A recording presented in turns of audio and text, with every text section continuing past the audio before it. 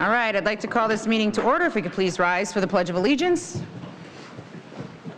I pledge allegiance to the flag of the United States of America and to the republic for which it stands, one nation, under God, indivisible, with liberty and justice for all. No, I don't. Next is the moment of silence. I'd like to dedicate this moment of silence to the Annunciation Catholic Church in Minneapolis, where the lives of 2 young children were lost today and 17 others were injured.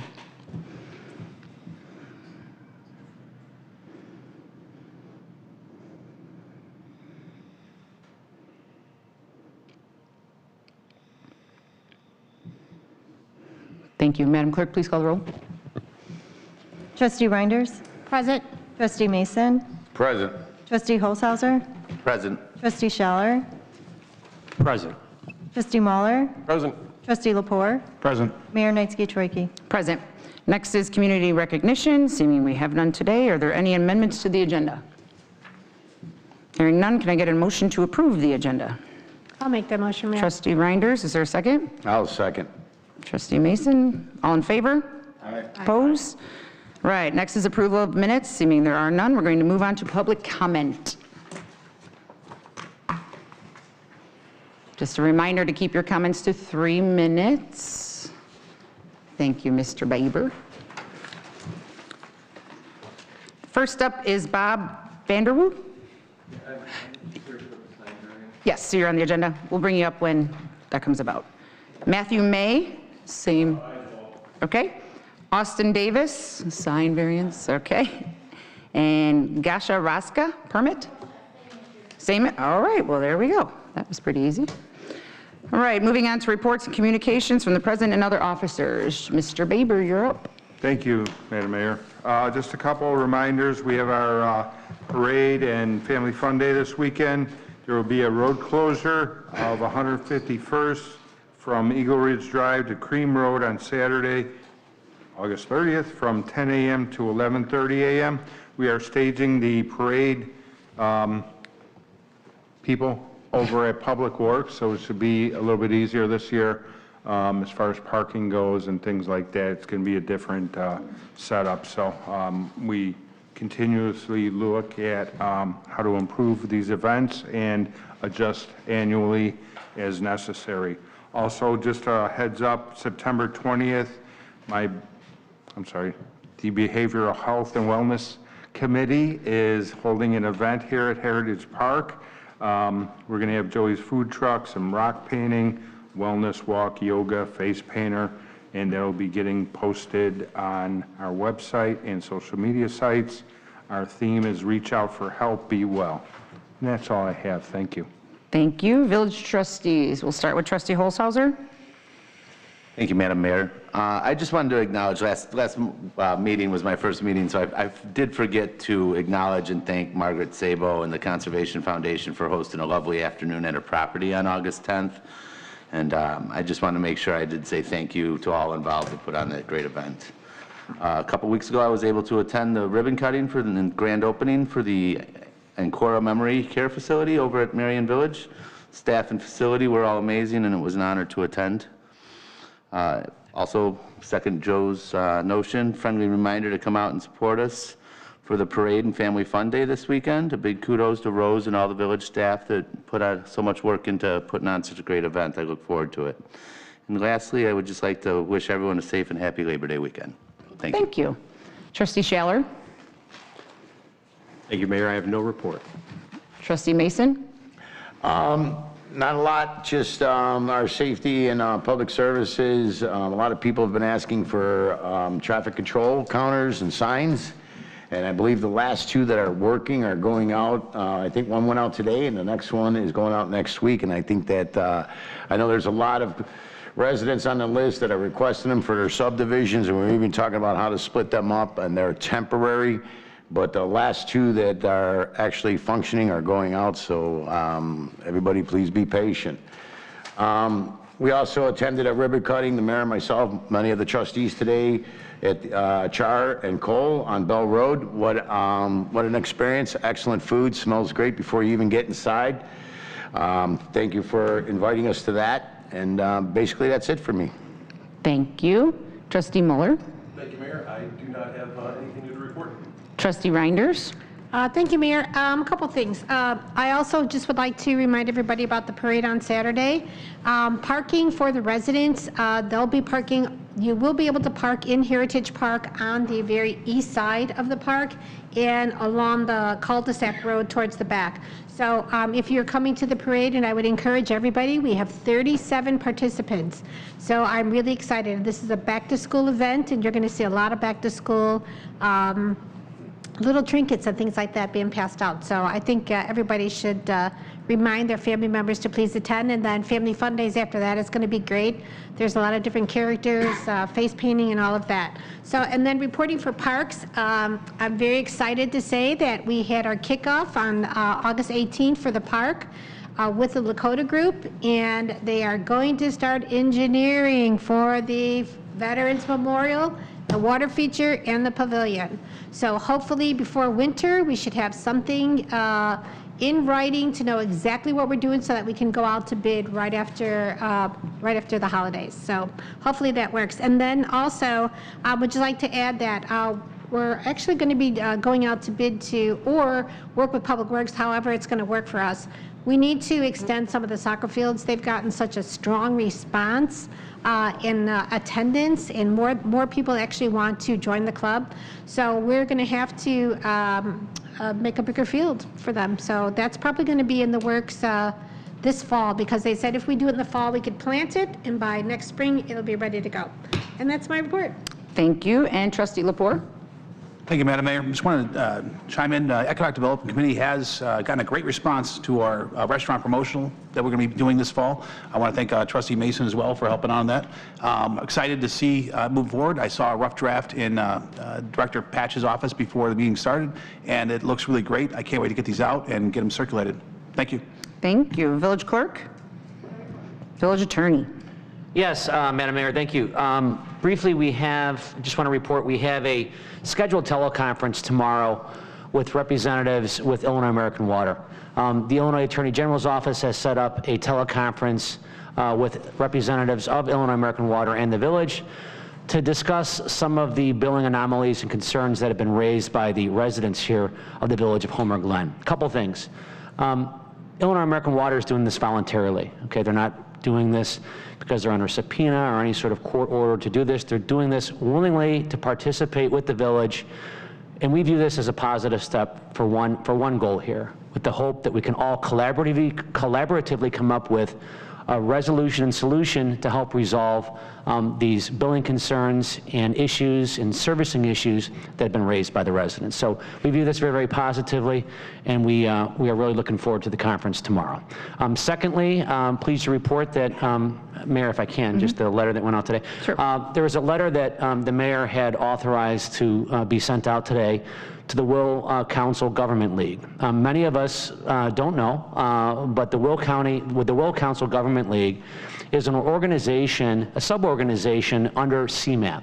So CMAP is the planning commission here in Illinois that handles the allocation of surface transportation funds that are allocated through the Illinois Department of Transportation, who receives funding from the federal government. So this Will Council Governmental League has a transportation committee, and that committee is a body which is comprised of 23 local units of government, of which one of those local units are the Village of Homer Glen. And this transportation committee is a body that we believe, it's our understanding, has the ability to program federal funding for projects. Lo and behold, one of the projects that are receiving these STP funds is the 143rd Street expansion. So the mayor directed our law office, the mayor and the village manager directed our law office to draft a letter, which has been drafted. The mayor approved it. It was issued today, which basically says two things. One, the village of Homer Glen 100% opposes this, and two, requests that all the funding be reprogrammed and reallocated to the other contingency projects, which are sitting awaiting. There's projects other than the active listing projects on the Will County Government League Transportation website, but there's projects below those active projects, which my understanding is are ready to go, looking for funding, okay? So the mayor's letter says, hey, we want to terminate the funding of this project altogether, or in the alternative, for whatever reason, if this can't be unpacked, for lack of a better word, we'd like this project to be substantially revised and limited in scope and length, and have the remaining funds distributed out to those other folks in Will County that are in the contingency list that the mayor believes and the village manager believes and this board believes would be those tax dollars would be better served serving other interests. So that letter went out today, and we are hopeful to get a response, favorable response, from all the other 23, right, ma'am? 23 local units of government, heads of local units of government, to support our opposition to it. So thank you. That's my report. Thank you. Public safety officials? Okay, so that leaves me, again, to piggyback off what the attorney had said. Exactly what he said is true. We did get some responses back from 9 of the 22 mayors. There's one additional body that is not a mayor, but we did get 9 responses back from fellow mayors who are supporting us in this so far, so that's a good note. I did have a Zoom call with the executive from the Will County and some of her staff members, and they did propose a new plan for us, which led me to have a meeting with the residents of Dawnwood because it would affect them most. But I believe this board had came to a consensus that we're still not satisfied with their proposed plan, and we're going to just keep fighting this all the way through, as Mike stated, how we're going to move forward with this. So that's all I have to report for today. All right, we're going to move on to consent agenda. Number 1, consider for approval the accounts payable for the period of August 16th, 2025 through August 28th, 2025 in the amount of $677,516.75. Is there a motion? I'll make that motion, Trustee Mayor. Reinders, is there a second? I'll second. Trustee Lepore, Madam Clerk, please call the roll. Trustee Scheller. Aye. Trustee Mason. Aye. Trustee Holzhauser. Aye. Trustee Lepore. Aye. Trustee Mueller. Aye. Trustee Reinders. Aye. Motion carries. Letter L, legislation and action items. Number 1, consider for approval an ordinance granting approval of an extension of a variance granted via ordinance 24-046 for certain real property located in the R2 Single Family Residential Zoning District at 12412 West Mackinac Road, Homer Glen, Illinois, HG 2415-V. Is there a motion? I'll make the motion. Trustee Mason? I'll second. Trustee Mueller? Trustee Mason?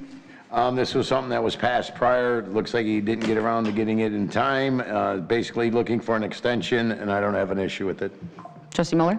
Agreed. It's already been granted. He's waiting on permits. Some things are just out of the homeowner's hands, so I have no issues with it. Trustee Scheller? No issues. Trustee Holzhauser? No issues. Trustee Lepore? Nothing. Trustee Reinders? No issues. Madam Clerk, please call the roll. Trustee Lepore. Aye. Trustee Scheller. Aye. Trustee Reinders. Aye. Trustee Holzhauser. Aye. Trustee Mueller. Aye. Trustee Mason. Aye. Motion carries. Number 2, consider for approval an ordinance granting 1, a variance to permit an accessory structure in the front yard where accessory structures are not a permitted obstruction, and 2, a variance to reduce the required side yard setback for a detached accessory structure greater than 750 square feet from 25 feet to 15 feet for certain real property located in the R1 Single Family Residential District at 14624 West 136th Street, Lamont, Illinois, within the Homer Glen corporate limits, HG 2511-V, with the following conditions. 1, stacking of all firewood as instructed. 2, addition of 3 windows on the structure. 3, dismantle the old garage and plant grass in the area within 9 months of completion of the new structure. 4, any outstanding codes violations are remedied. Is there a motion? I'll make that motion, Mayor. Trustee Reinders, is there a second? I'm going to call for the second again. Is there a second? I'll second. Trustee Lepore, Trustee Reinders. Mayor, I actually went by and visited this location today and actually looked around quite a bit, and my feelings are still the same.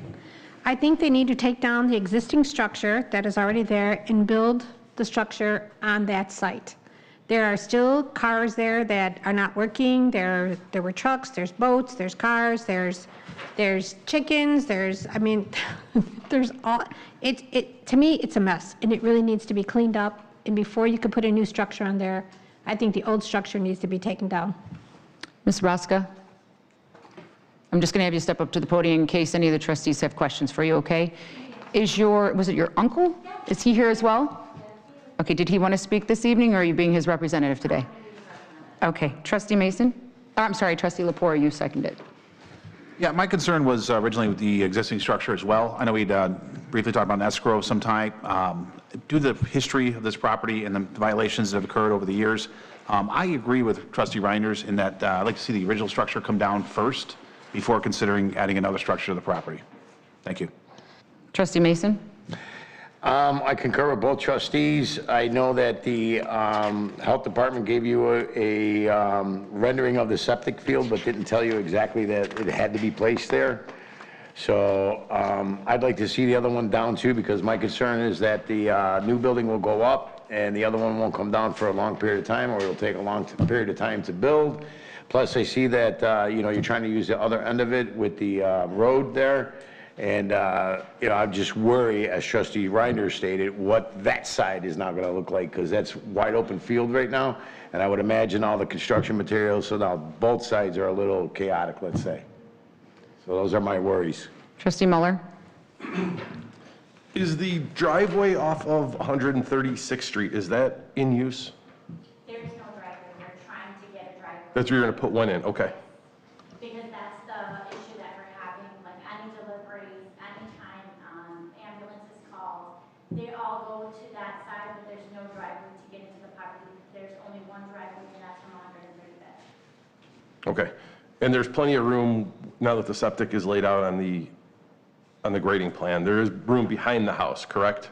Yeah, so I met with the health department and that came out to do the septic field, and they said because of where the septic field is, their recommendation is to do it on the north side of the property because of the fact that there's, I think he cited 128 feet that needs to be away from the septic tank, and then they said that any piping, it needs to be 10 feet away, so he said the only place that we would be able to put that new garage is on the north side in the proposed location.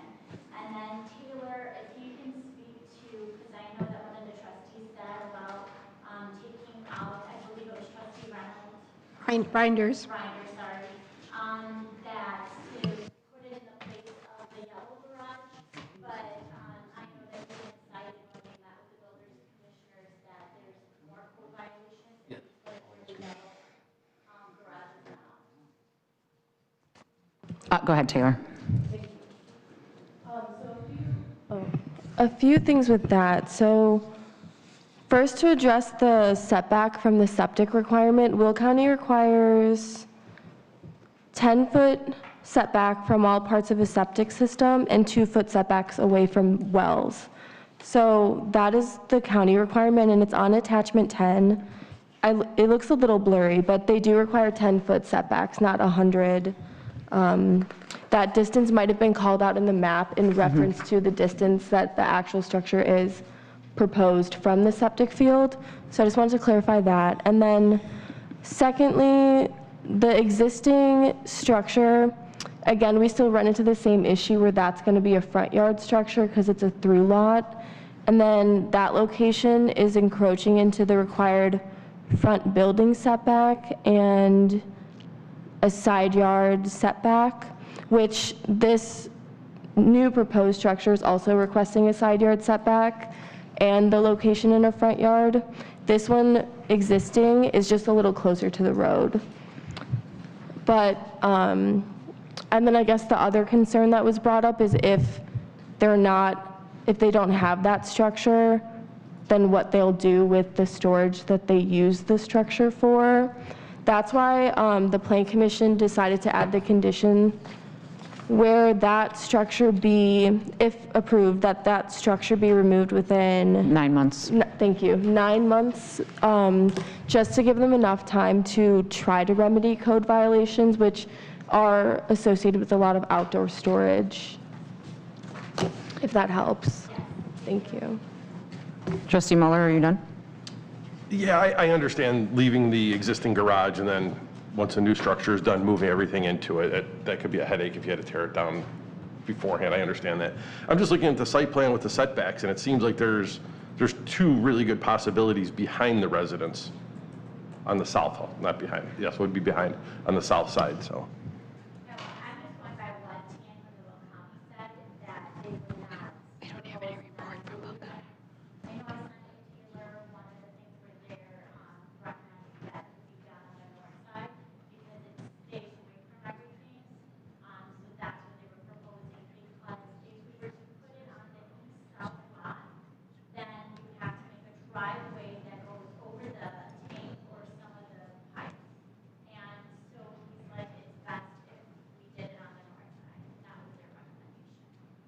Okay, thank you. Trustee Schaller. Thank you, Madam Mayor. I agree with all of the trustees so far.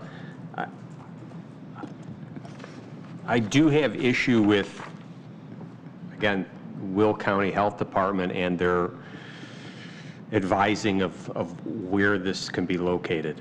I agree with Trustee Muller that it should be located in the rear of the residence, if that's, we're going to use that as the rear, off where you have this proposed driveway. If we could request that you go back to the Planning Commission and resubmit with a change of location, I think that there's a possibility of getting this done. Currently, as it sits, this is a no coming from me. Well, I'm just going to be really transparent. When we met with building commissioners, I explained to them just like we had hired somebody to come in, an architect, and they said that that would be the best location. Because it's so clean in the front and there's nothing but grass, we don't want to put a structure there because we want it to stay clean. And then have the garage in the proposed location. Because of the fact that it's away and the main road is only the 36, we just wanted to give a open field with the exception of the driveway that would come into the house on the west side of the property. We don't want anything on the east side just so we can stay clean. I think one of the things that I was just hearing is everyone saying how Would you mind talking into your microphone just for the recording? Thank you. so everyone's saying that there's a historical array in this property and that it's very cluttered and this and that. In fact, we want to maintain that look to be clean in the front and on the south part of the lot so that we don't want to put structure there. We want all the structures to be on the north because that one is a cul-de-sac. There's no cars going past. It's only at the end of the cul-de-sac is the property, so there's no through and you can't get through. You have to turn around and go out back on to the other side. So we just want to keep everything on the south part of the property clean as it is, where it's just be grass and a driveway up to the house. Trustee Holzhauser, I'm sorry, Trustee Scheller, were you done? For now, yes. Okay, Trustee Holzhauser? Yeah, I have, I guess, a couple questions. Is this roadway, driveway you're talking about, it's probably close to 350 feet long, 9 feet wide. Is that going to be a concrete or a gravel? It's going to be concrete. Okay. And then the proposed building that you have, what's on the inside of it? Is it just a concrete slab? Is there plumbing in there? Is there electric in there? No plumbing and electric because Well, we need electric to open the garage doors. Okay. But there's going to be no plumbing, there's not going to be a living quarters, there's not going to be any of that. It's just electrical for the functioning of the garage. Right. And so you got a 9 by 400 foot road, a 52 by 30 square foot building you're going to do, another 1,700 square foot concrete apron, and then you're going to, then when that's all done, you have 9 months to remove and sod where the old building was. Yeah. What's the anticipated total duration of this project? Is this going to, is this going to be a 3-year project and then 9 months to? No. We want to, as soon as we get granted the permit, if we get the permit, we want to try to break around. Sorry, is your microphone lit up green? No, it's red. Can you push the button to make it green? Okay, it is. There we go. Sorry. Okay. The air conditioning going on behind me and I can barely hear you. Okay, sorry, I didn't know that it was supposed to be green. That's okay. Sorry, go ahead. So we wanted to break ground as soon as possible. If we can get it in, like if, say you guys granted the permit today, then what we would want to do is break ground before the weather changes. The only thing that would hinder us is if the weather changed before we can do it, because I mean, obviously it's going to be hard to break ground when it's winter time. So then in that case would be spring, but we would like to get it done up and ready as fast as possible so that we can put away the garage, put away the cars and clean up the outside so it doesn't look that bad. And then as soon as we get, because I think you have to get occupancy. Once we have occupancy and we're able to move all of the storage back into that new garage, that is coming down right away. we're not going to wait the 9 months. They were just being kind by giving us extra So time. the engineer hasn't given you an estimate as to how long it would take to construct the road, the apron, and the foundation in the building? Jak długo oni powiedzieli, że weźmie wybudować ten garaż? 2 months. 2 months, okay. Yep. Well, I guess my issue isn't so much with the project, it's with the past complaints regarding the residency. I know you were saying you want to do this all to stay in an orderly fashion, but it seems like it hasn't been proven to date that anything's been kept in an orderly fashion with regards to some of the public comments in the photos I've been provided with, so. Sure. So with all due respect, as I mentioned when I was here last time, there's one neighbor that's right across the street that had a problem, and we're not the only people that she stopped permits from. There was a neighbor to the west of her that's actually Cook County, because her side of the street is Cook County, and it was to the point that he went for almost a year to get a permit to put a new garage on his property, and she fought him every single way.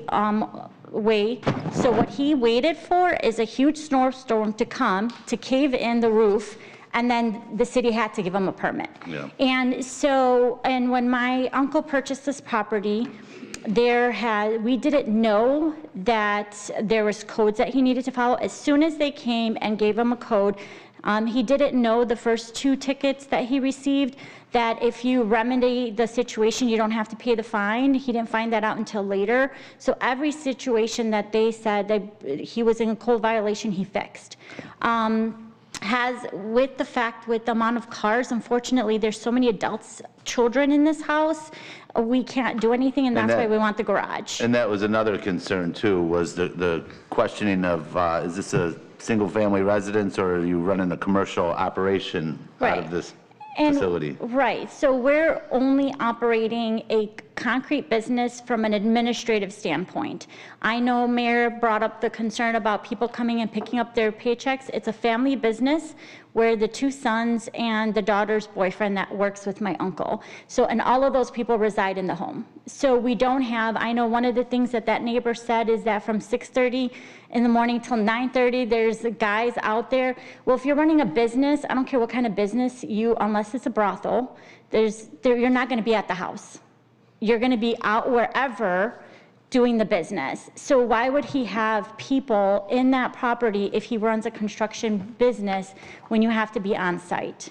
And there was, Casey came out, Taylor came out, many people drove by from the trustees, from the building commissioners. Never did they see employees out there loitering.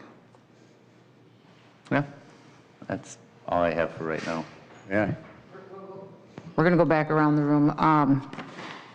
Trustee Reinders made the motion. Do you have anything to add? They'll be right down. Trustee Lepore? Yeah, in addition to the concern about the current structure coming down, I guess my other issue I'd have would be, in order to grant a variance, there has to be some type of hardship. And to size it a lot, based on what I'm seeing, I think there'd be multiple other locations that this structure could be placed without having as much front yard exposure. I understand you got 2 front yards because of the way that it's situated on the 2 streets. But if one's the front, the other by default has to be the back at some point. And I guess that's my other concern is there really a hardship here, or is this just more convenient for you? No, that's a great question, and there is a hardship. And the hardship, one of the things that you notice on the structure is there's a fireplace on the outside. And I just want to, because I know last time I was here, there was concern that there's going to be a fireplace inside the garage. I assure you there will not be. My, uncle, if he has to fix cars, he's gonna, in the wintertime, want to pull it in there. We don't want any fire. So there's definitely no intention, nor has there ever been, as a fireplace inside. But one of the things, the reason that he put the fireplace on the outside is my grandma's getting older, which is my uncle's mom, and she loved to sit in Poland by the fire. So he built that, and that's why there's a covering in it, so that if she so chooses to go in the winter time, to go there, to have the memories. that she would be able to go. And it would be easier for her to get her, because the door is right there, to get her to get her to that garage where it is proposed right now, than to have it further away, which would be harder for her to get there. And then again, when we're bringing her in, and to sit there and be able to have the garage that close to where she would be entering it, it'd just be easier to move her than to have it somewhere further away, because of where the septic tank is.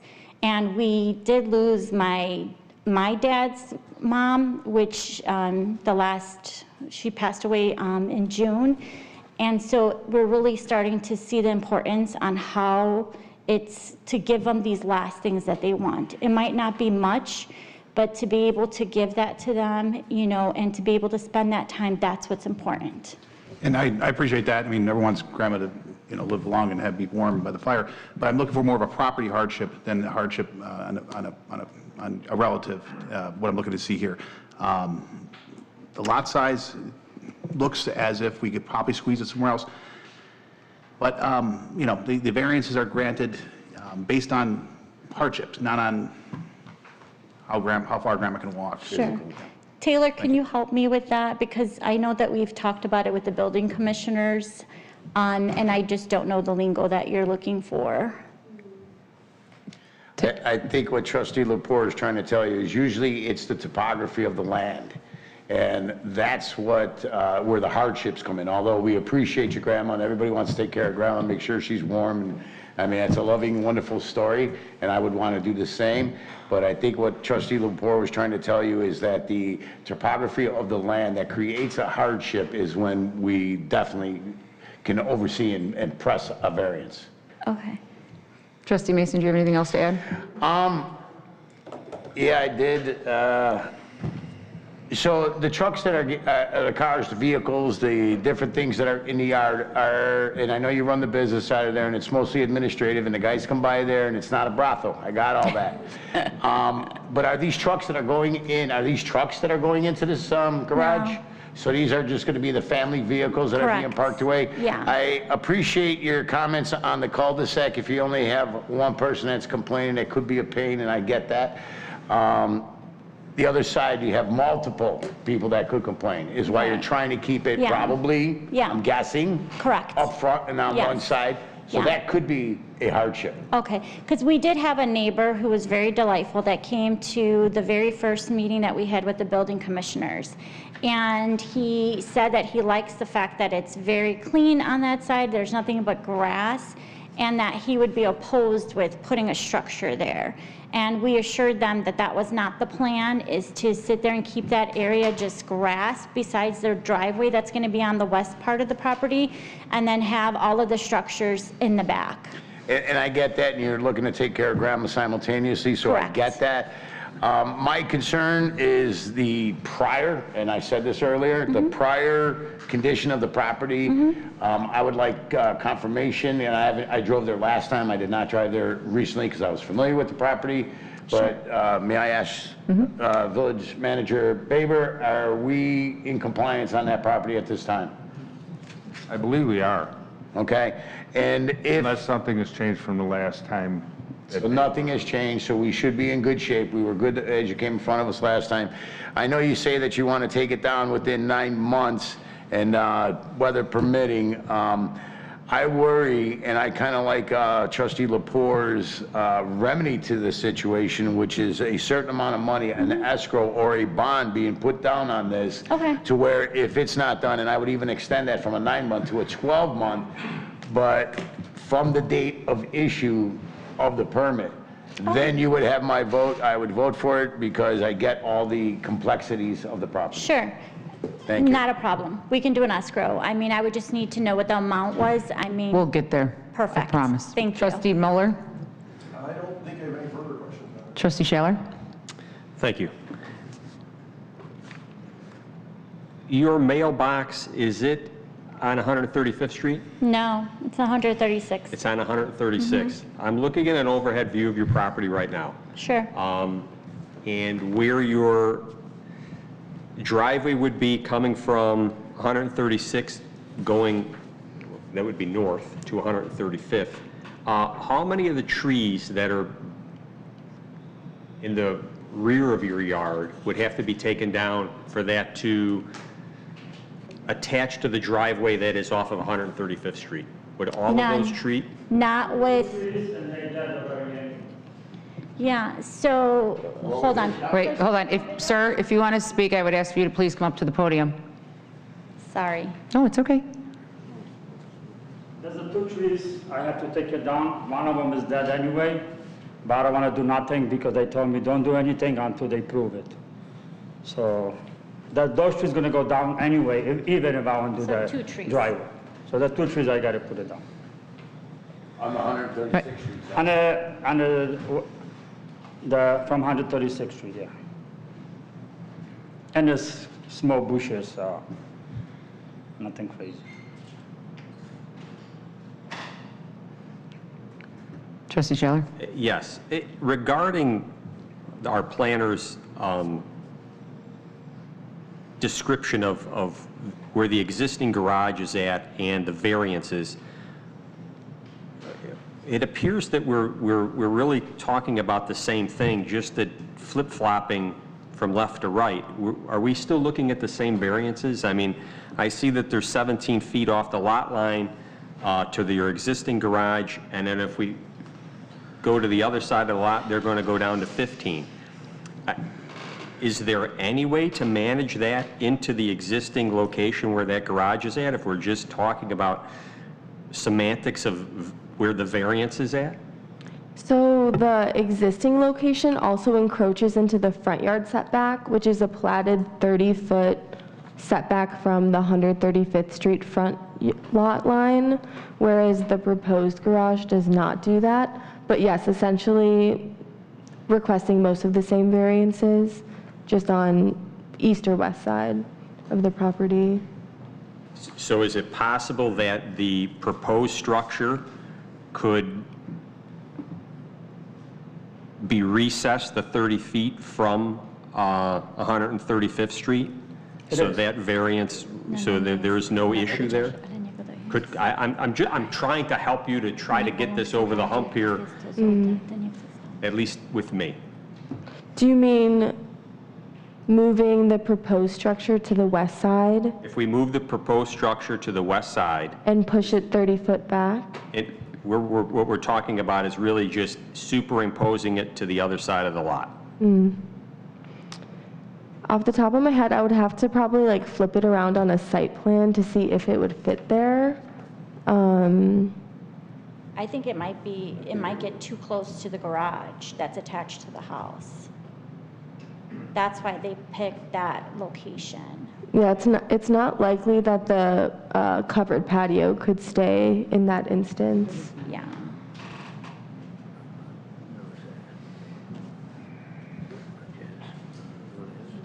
And there's no possibility, I'm looking at the rear of the yard, and I understand that you don't want to put it there because it throws off the grass and Well, the aesthetic of the property. The aesthetics It's not of going it. to look as clean, it's going to look cluttered still. I get that.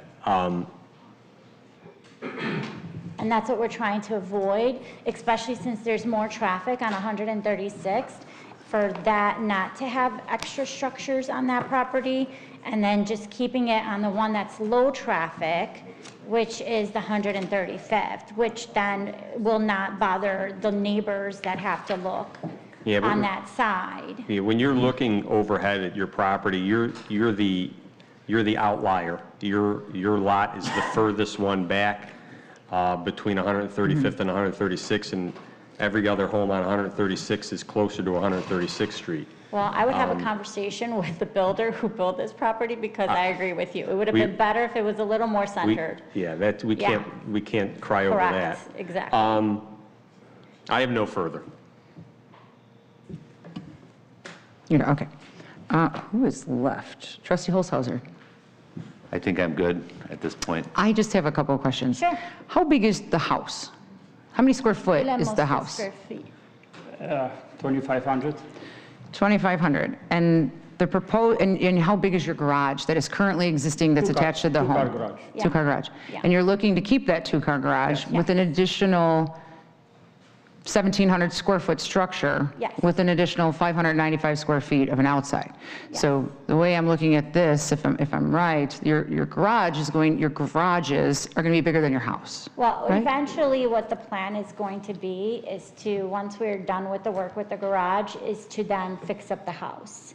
And so we'll kind of visit that once we get there, because what we want to do is the structure, the way that it's going to look exteriorly, eventually the plan is to make the home look the same way.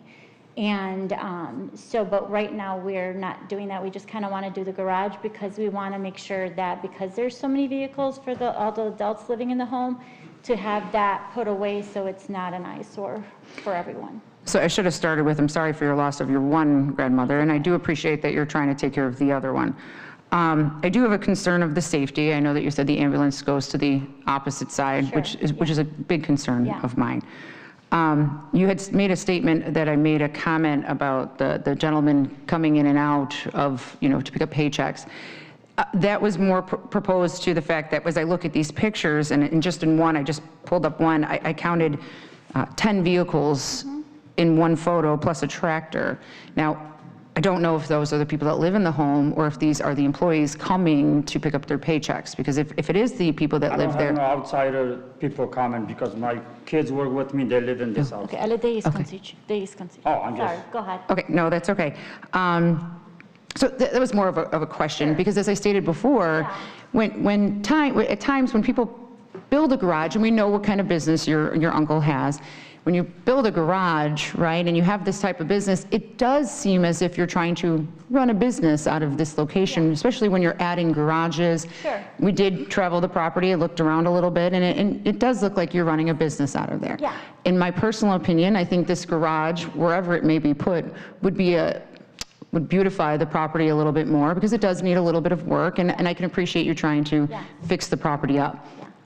As a resident, I would be more concerned about fixing up my house first instead of the garage. If that was my main focus, was the home.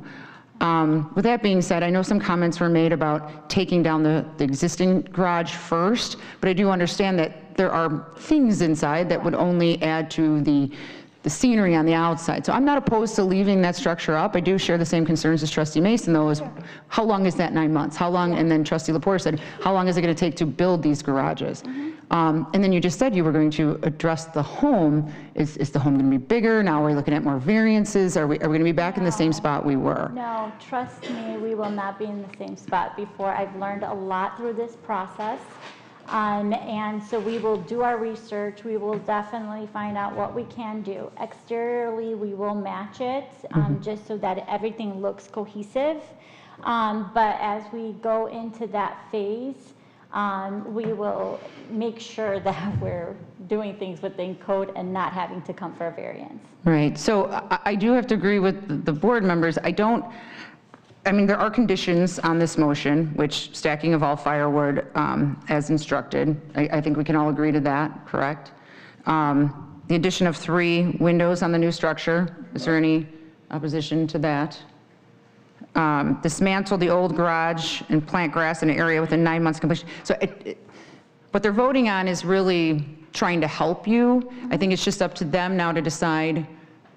I know the comment was made about some sort of escrow that would be a possibility, or the location of the garage. So I don't want the board can do as they choose, but I think at this point they need to decide if it does have to go back to planning, if they want the structure relocated, and about escrow. So that's a discussion that you guys, or how you guys are going to move forward. So that's where we're at. Thank you, I appreciate that. Just for clarity, so they know where they're at on this. So I'm going to go back to Trustee Reiner, since she made the motion, and this will be the last time I go around. I have nothing further to add. Okay. Trustee Lepore.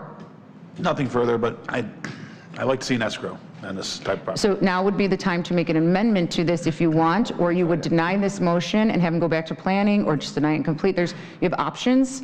I would like to propose an amendment to introduce an escrow to this property, escrow amount. I'm going to refer to the attorney just for a second, because I see your little hand going up, so go.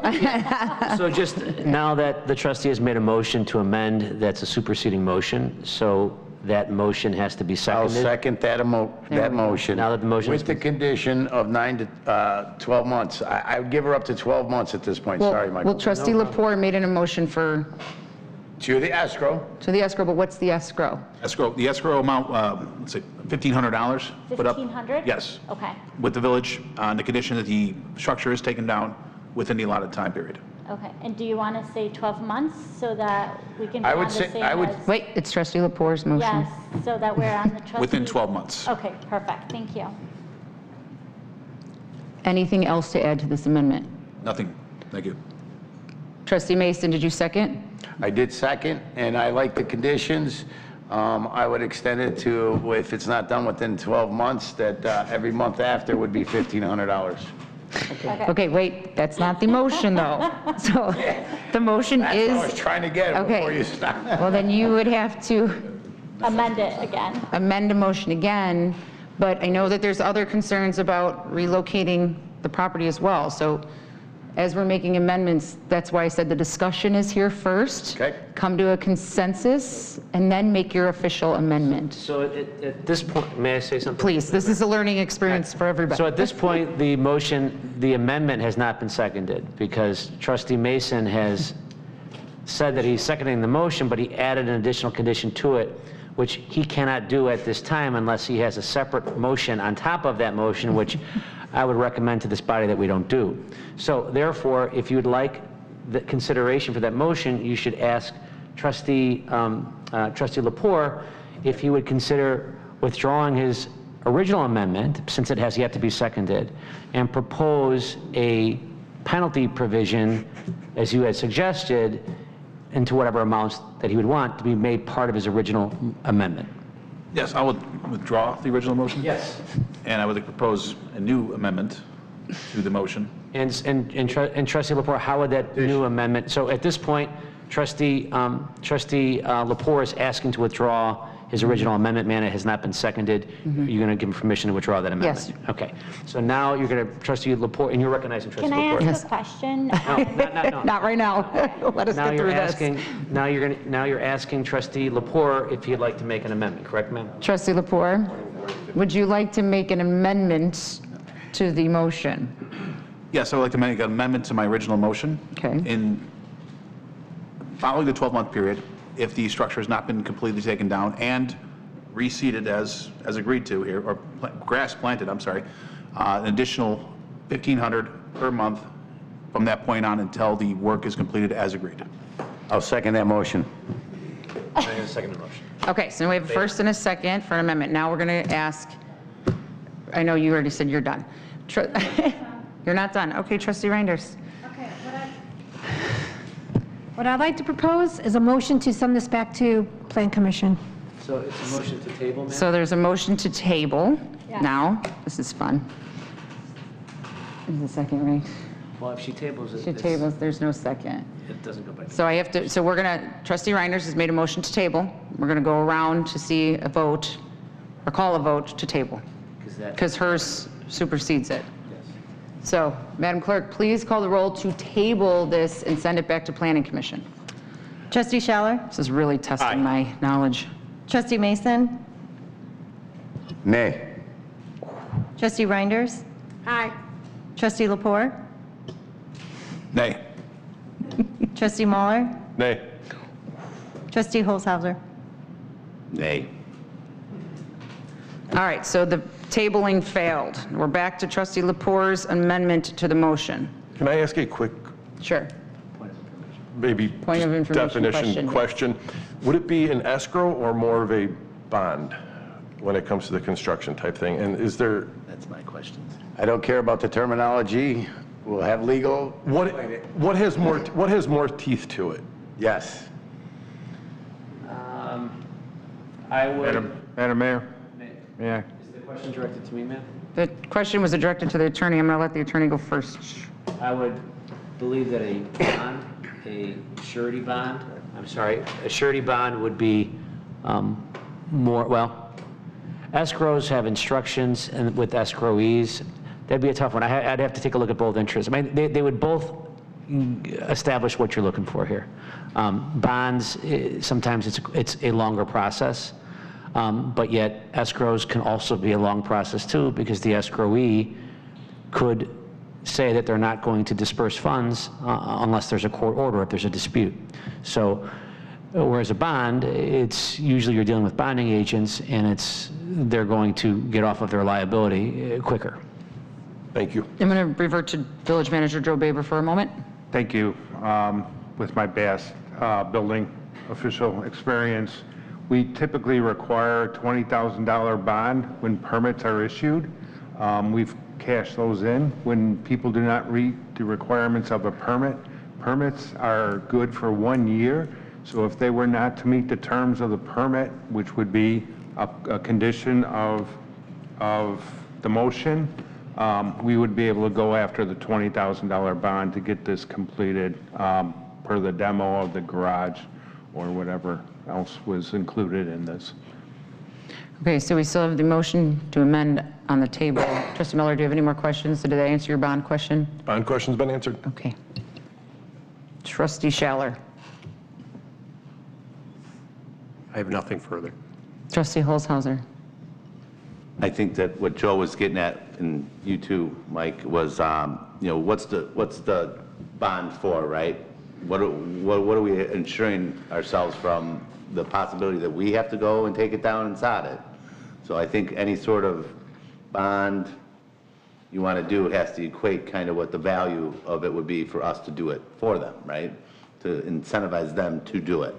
And that was the only reason that I didn't want to table it. I think we should be able to work through this somewhere and not kick the can down the road. I'd like to do something for these folks if we could, but they have to give us some assurance that they're going to follow through with what they're saying they're going to do because of the evidence that was submitted prior, right?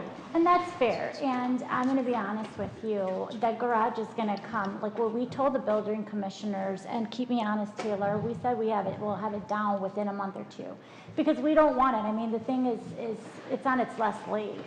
So as soon as we're able to move and store the stuff that's in it in the new garage, then that is coming down immediately, and we don't even have to wait for the weather. The only thing that we would wait for the weather is to sod it, because you're not going to sod in the wintertime. But that structure can come down because it's a wooden structure. Okay, I'm going to read the motion one more time so the board members know what they're voting on. So the motion is to consider approval and ordinance granting a variance to permit an accessory structure in the front yard where the accessory structures are not a permitted obstruction, and a variance to reduce the required side yard setback for a detached accessory structure greater than 750 feet from 25 feet to 15 feet for certain real property located in the R1 Single Family Residential District at 14624 West 136th Street, Lamont, Illinois, within the Homer Glen corporate limits, HD 251-V, with the following conditions. 1, stacking of all firewood as instructed. 2, addition of 3 windows on the new structure. 3, the structure, dismantle of the old garage and plant grass in the area within 12 months of completion of the new structure. Any outstanding code violations are remedied. 5, a $1,500 will be placed in escrow. And 6, $1,500 in an additional every month that the structure is not taken down after the 12-month period. Thank you. Okay. Madam Clerk, please call the roll on the amendment to the original motion. Trustee Holzhauser. Aye. Trustee Mahler. Aye. Trustee Lepore. Aye. Trustee Reinders. No. Trustee Mason. Aye. Trustee Schaller. No. Madam Clerk, please call the roll on the amended motion.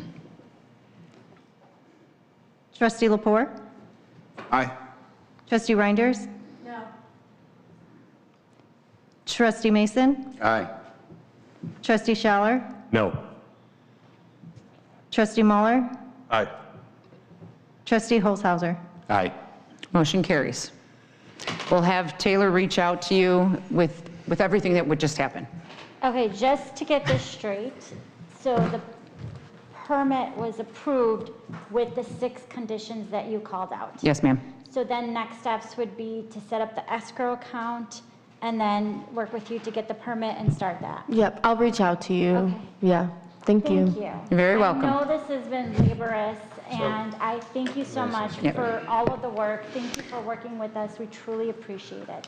The attorney wants to make So some. and I want to just confirm with Village Manager Baber, you still have to post a $20,000 bond for your permit, correct, Joe? That's correct. In What does addition, that mean? No. you have, I you have got to it get a already. bond for I'm your permit. registered in this village for doing work. I did work already. Sure. So that bond is there. Correct. Yep. Yeah. Yeah, and I don't know that one way or the other, but I'm just sharing, just to clarify, you Yeah. have a $20,000 bond obligation, part of your permit. That you have to do because one of the conditions are you have to meet all the requirements for permits. That's number one. Number two, please. Number two, there's an additional requirement of an additional $1,500 in escrow that you have to hold up in addition to the $20,000 bond. Okay. So in the event that you don't perform any of those conditions on that permit to the satisfaction of the village, you have the chance of forfeiting your $20,000 bond in addition to that $1,500 in escrow. Okay. So that's there. So it behoove you to make sure that you follow the provisions of Sure. the permit and do everything that you promised that you're going to do today. Thank you for clarifying. I just have one question. So, since he said that he does work in the village of Homer Glen, the bond that he already has with the village, will that work for this property as well? It has to be separate. I was going to say, I believe it was a separate bond. Permit bond. We Okay, require it's all fine. contractors to have their $20,000 permit. He said no problem. It would Okay. cover it. It would probably So, cover it. because the stipulation is that, the reason that I asked, not a stipulation, the reason that I asked is that he has a concrete business, so he will be laying concrete as part of the project on the driveway and the home, and that's why I was asking if he can use that bond, or does it have to be a separate bond? Who's going to be the contractor on the job? Well, there's going to be a contractor where he's going to be doing the driveway portion. Are you building the house? How is the garage? The garage, I'm sorry. Yeah, I'm gonna do everything. I'm not hiring contractor to do anything. Just the electricity. We'll have a bond. We'll have a bond. Okay. It'll be bonded. So would it be two separate ones, or would that suffice for the one? I'll have to look at the registration that's currently on file. Okay, perfect, and then you'll let us know. Yep. Okay, thank Thank you for your you. time, have a great night. Thank you. Okay, number 3, consider for approval an ordinance granting 1 variance permit, a multi-tenant sign with 9 tenant panels where no more than 6 are permitted, and 2, a variance to increase the permitted sign face area for a multi-tenant sign from the permitted 120 to 146 square feet in the C2 Local Business District at the common address 15741 South Bell Road, Homer Glen, Illinois, HG 2522V, with the following conditions. 1, the applicant cannot have the business description oil change on the second panel. This panel must remain blank or have the name of the business occupying the property. 2, if all 9 tenant panels are not used by the businesses within the plaza, they must be replaced with blank panels. 3, Tuffy's wall sign must be removed per code with the front and back of the building facades restored to like new condition. And 4, all businesses must be registered within the village and in good standing with the Illinois Secretary of State.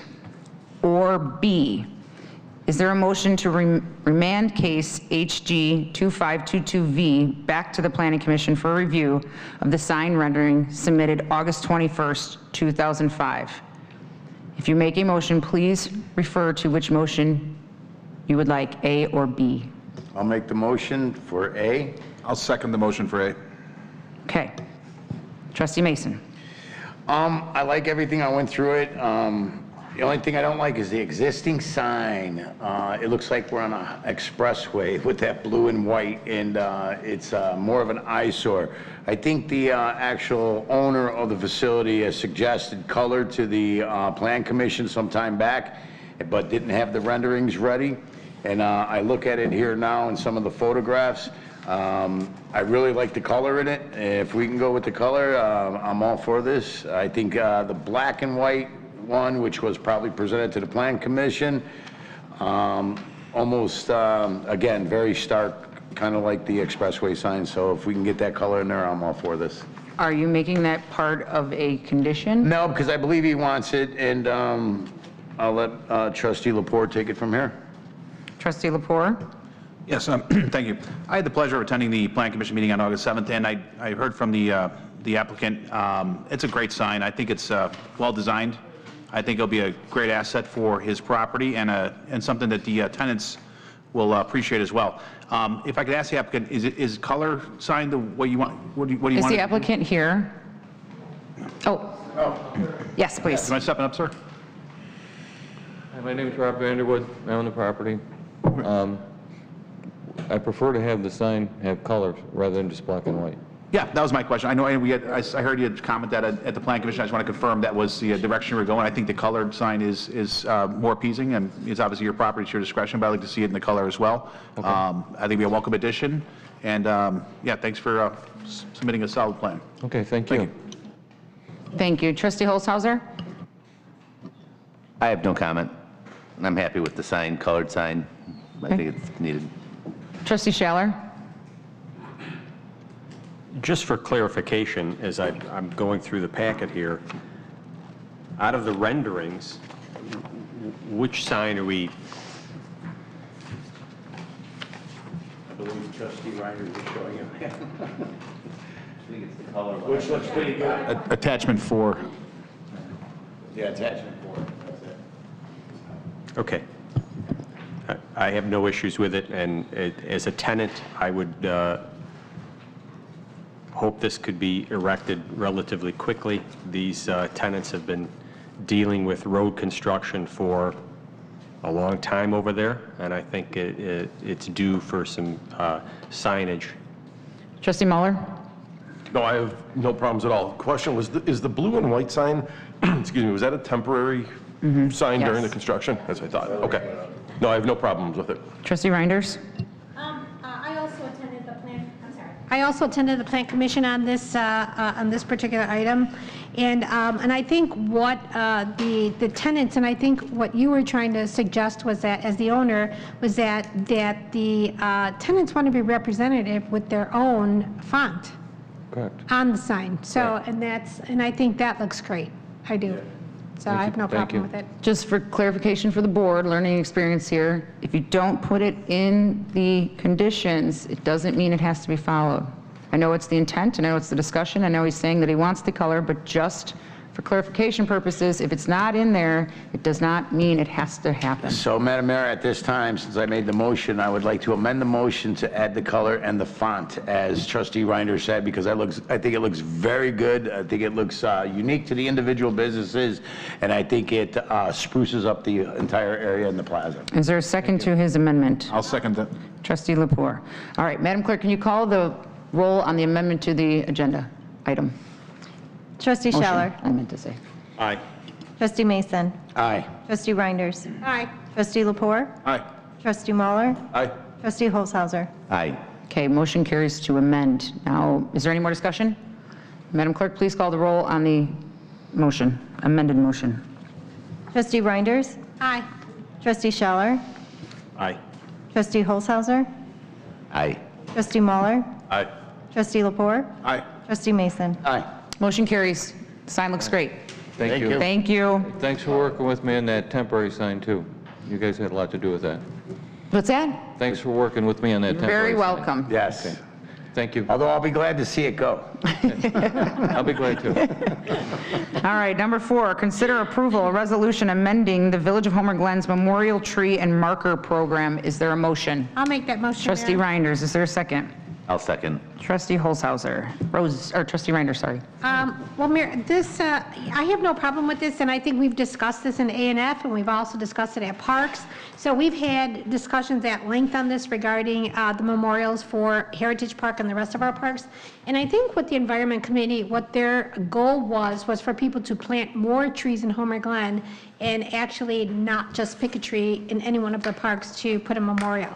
So, and I know that's what Taylor's been working on, to actually revise that, to state that. But also, the other change that was going to be in here was for, we were temporarily going to suspend any memorials in Heritage Park because of the upcoming construction that is going to be going on in Heritage Park, and we didn't want to have to move any memorials around, so Okay. that's how I feel.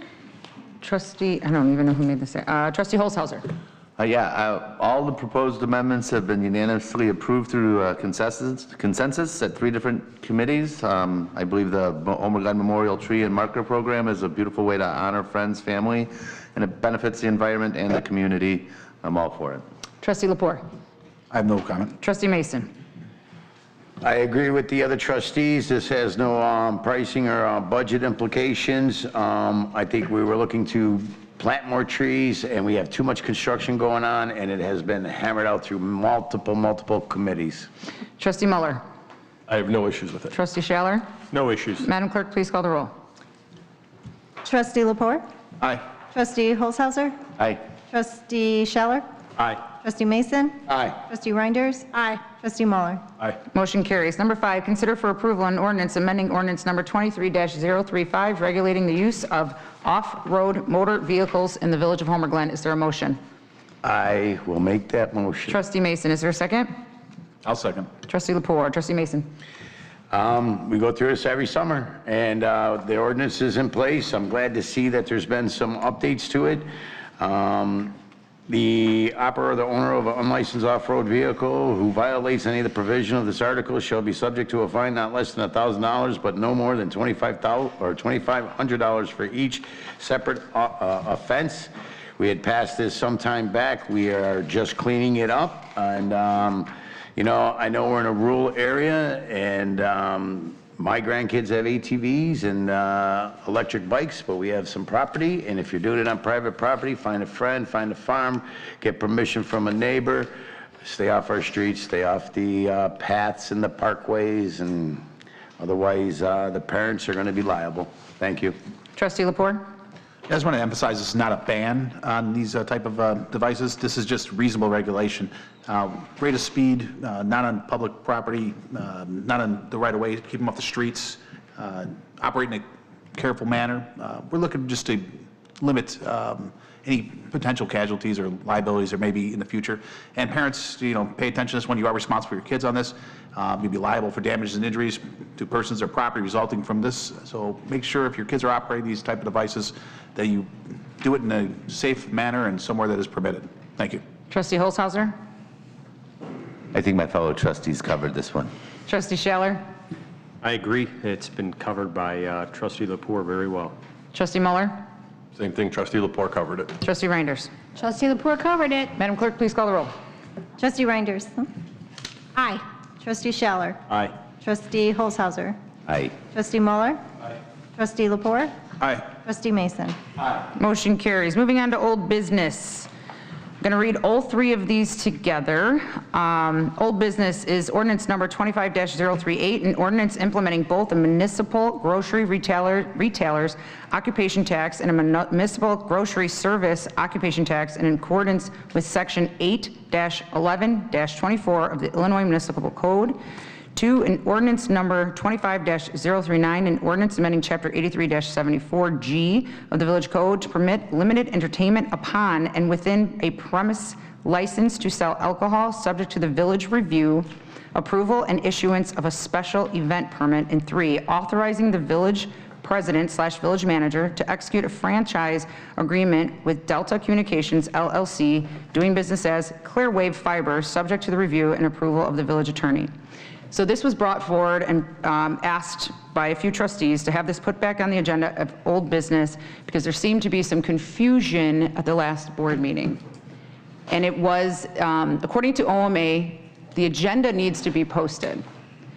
But the supplement sheets and everything that goes with every item on the agenda does not. However, it is the village's stance that we do post the entire packet. Unfortunately, at the last board meeting, the second half of the agenda was not published, regardless of whose fault it was or however it may have come about. We're bringing it back up just for clarity, and if any of the trustees have questions or concerns on any of these 3 items, I can take them individually and we can go one by one, but it is my understanding that there was some misinformation circulating around the community about these items. So does any of the trustees have questions first? Any concerns, thoughts, No, I would comments? like to talk about the tax, though, the grocery tax.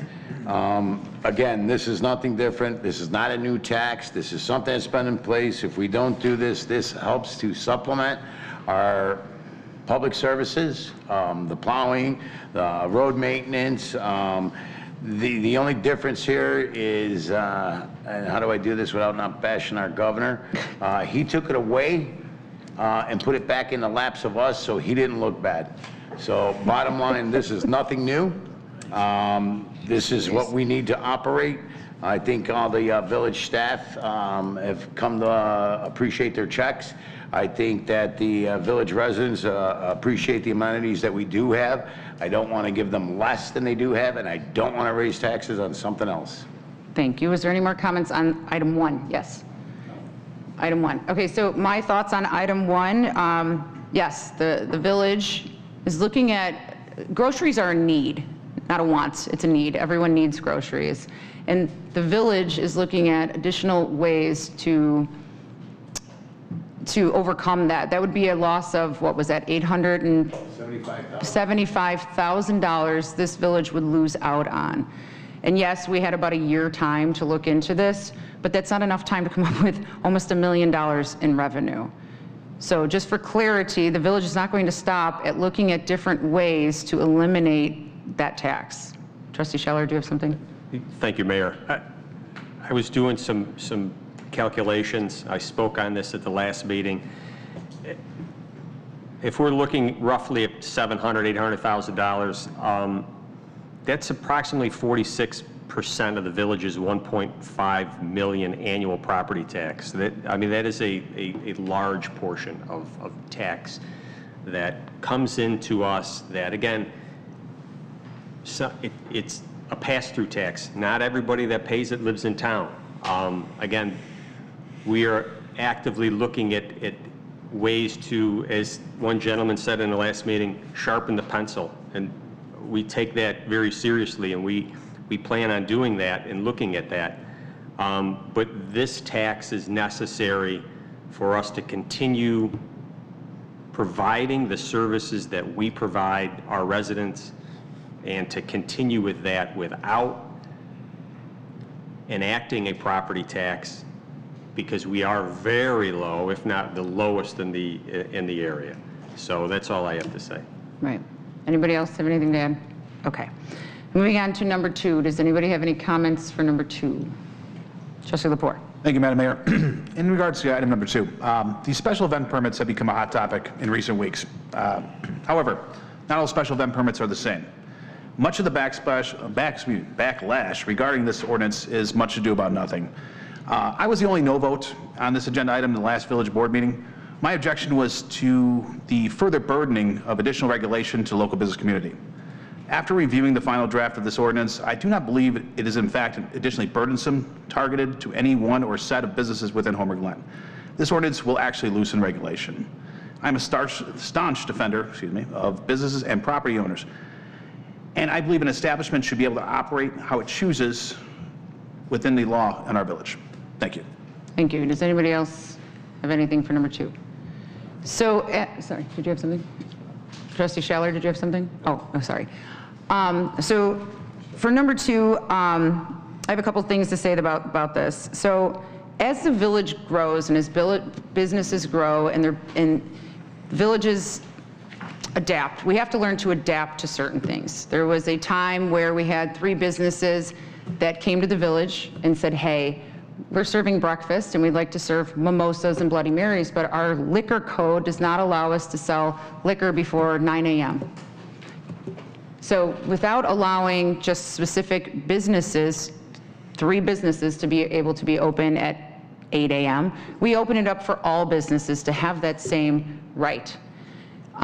Just the Jewel, Meyer, the dollar store, they came to the village and said, hey, look, we're having a problem with these electric bikes and these what are they, scooters. So again, the village looked into it and we adjusted. Yes, another business came to the village and said, look, I've been doing an event for so many years.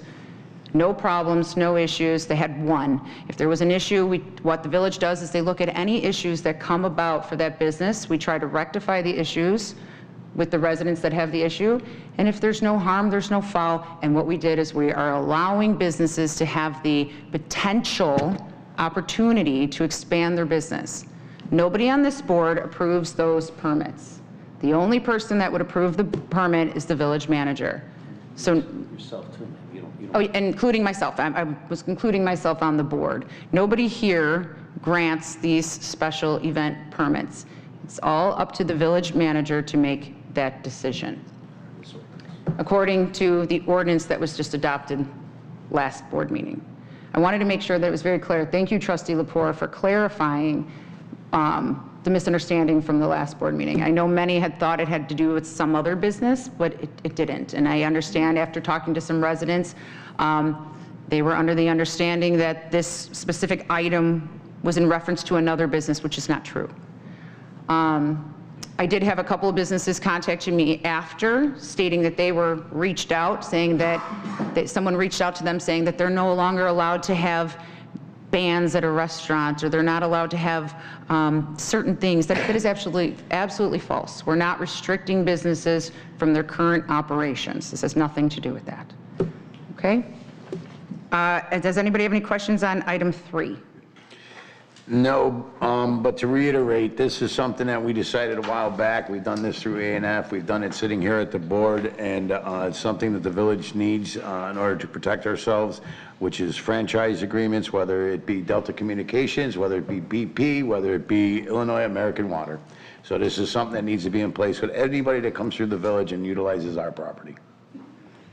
Attorney? Yes, there was a request from Brett Westcott to me sometime after I had presented my modifications to the board, which you all saw at the dais. I had all my markups here.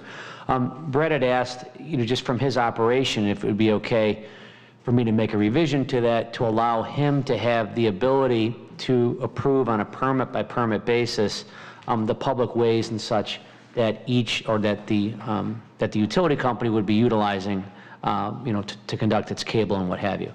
He did understand that this board would have the sole authority to approve the master plan, so to speak, that would show where all these electric or fiber optic cables were going to be going. But then on this case-by-case basis, when they actually came in for the permits, individual permits, he wanted to have the flexibility to permit just himself to handle that. And he shared with me that he has that approval process, or that approval ability, with all the other utility companies. So I want to make sure that I bring that to the board, because I think that's a big change, or it's a substantial change to what I presented to you before. And with your permission and consensus, I certainly will make that modification. The way he explained it to me, I don't see any issue with it or any grave concerns. However, I'm not the elected official, you all are. So I just want to get the consensus from you that it would be okay for me to make that modification. And I will, and I'm still working with them on a teleconference call we have going to be setting up probably within the next couple of weeks to go over some of their other points which they want, which I have issues with, and we'll address that if we have to with this board. But until that time, this is a request from Brett, and I don't have any issue with it. So to me, it sounds like Director Westcott is trying to streamline the process and not tie it up in bureaucracy. So I would recommend yes. He didn't think it prudent, sir, to a waste of this board's time on a permit by permit basis to have to approve it. He said you guys would approve the master plan, and then he would deal with the painstaking permit by permit process to avoid you the headache of doing it. Perfect. So for a consensus, is there a consensus from this board to have Mike address that? Just a nod? Yeah. Just a nod? Okay, perfect. Okay, moving on to new business. Presentation by Sergeant Dirk Obermeyer regarding flock cameras. Step up to the plate.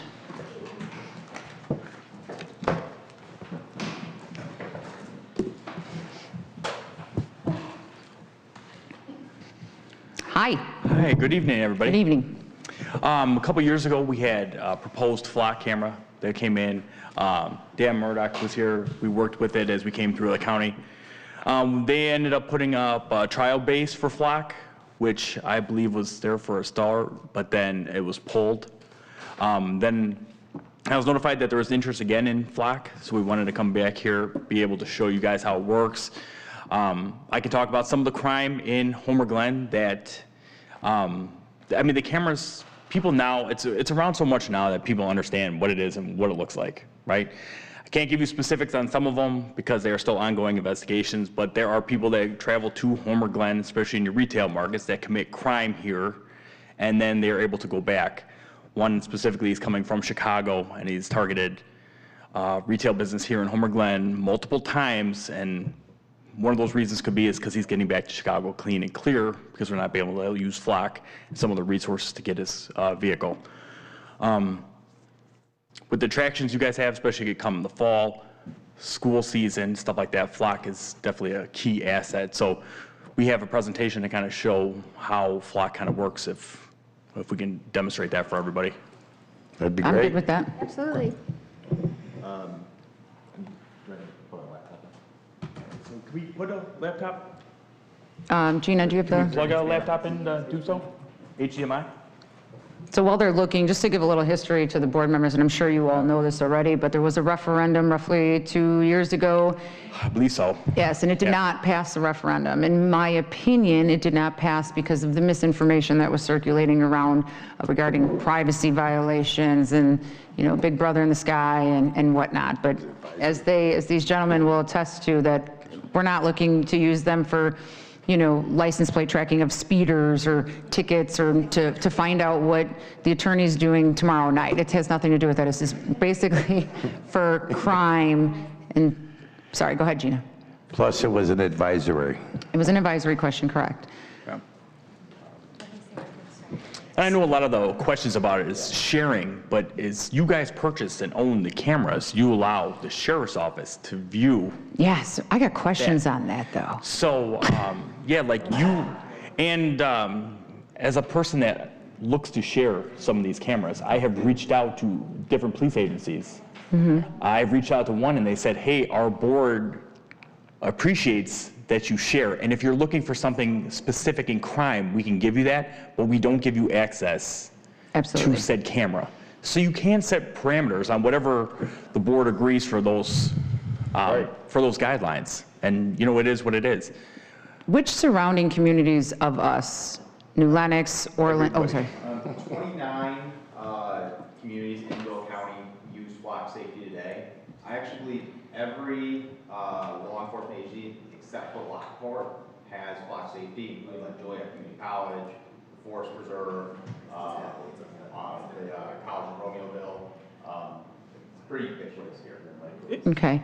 And I love your comments, but I wish you were at the speaker so everybody can, because I want the public to know these facts too.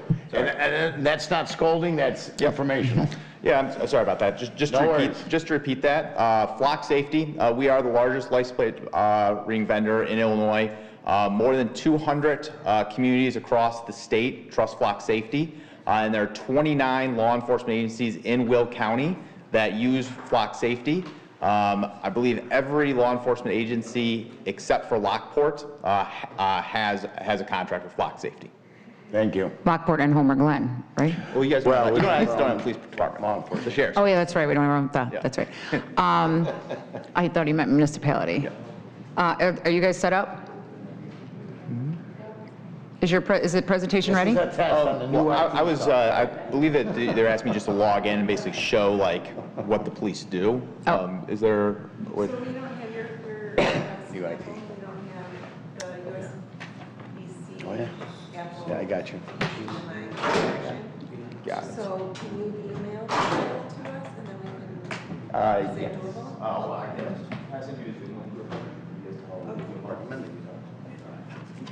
Sergeant, while they're trying to figure out the IT issues here, Yes, sir. does Lockport use a different vendor? I know they have a camera system of some sort, but they don't, I believe, have anything like spread out like an LPR like FLOC. Okay. So theirs could be internal versus being shared with other communities? Correct. Okay. Yeah. Do you guys need a few minutes? We can talk about something else on the agenda while you guys are looking. Yeah, if you'd fix like that. to. Yeah, is that okay, Mike? Sure, yeah. All right, so the second item on new business is the Attorney General LMA. Yes. Yes, and so I would like to get a consensus to give direction to legal to be able to respond to a May complaint from the Attorney General on the OMA. Is there a consensus from the board? Talk a little bit about it, ma'am? Sure. So, thank you, sir. So, there was a request from the Illinois Attorney General. They received a request for review. It's OMA number 2025 PAC 88598. And what this has to do with, it relates to the approval and posting of minutes. And I just want to let the public know real quick that if any member of the public has a question as to what the board voted on, what the deliberations were, I would like to direct them just quickly. I think that some of the public are unaware that our village board meetings are recorded. Our open session meetings are not only audio recorded, which you see, but they're also video recorded right over here. So any member of the public can go back in time to a copy of all of our prior, or many of our prior board meetings in order to see exactly verbatim who spoke at the meeting, what all the village board trustees says, and what their votes were. I'm going to give you that website real quick. It's the address. It's homerglenillinois.org/agenda center. So it's on the Village of Homer Glen's website, but that's the direct pathway to get to it. And again, there we have committees from some of our subcommittees that we have, standing committees that we have, in addition to the village board meetings themselves. So any questions, you can always go directly to that particular website and view the actual board meeting in its entirety, the open session in its entirety. The request for review deals directly with a complaint that was made regarding the approval and posting of the written minutes. And I'm just requesting a consensus from this board, since the response is on behalf of the board, that I get just a consensus from you for our law firm to provide a response on your behalf. Yes. Yes. Okay. And again, just so that the public's aware, our law firm takes direction from four sources. The village manager,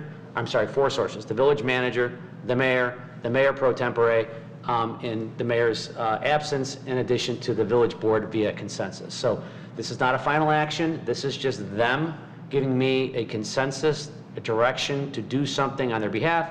And that way, from a business model too, I can make sure that our firm, law firm, gets compensated for the work that we do. We certainly don't just run around. I take the consensus back. We take direction. I know. But otherwise it's an open faucet, and then we're just start working on things that no one's given us direction to work on. So this village board as a body, the mayor pro tempore, the mayor, the village manager, are those folks that give us direction on what to work on. So this village board has now given us a consensus to work on the response, which we will do. Thank you. Is your presentation ready? It's not on our computers, though, so we're not going to be able to see the presentation. No, I don't see anything. None of us do. We're all dark. We have an IT guy, right? I know, we can all, if you guys...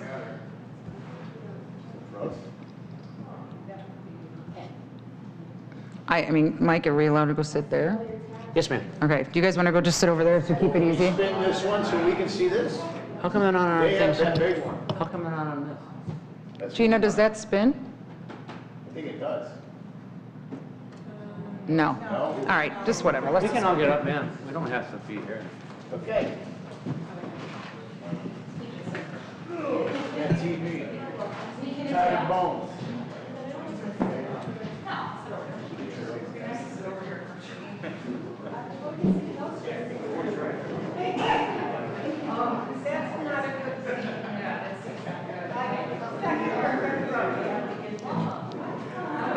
We'll come hang out with you.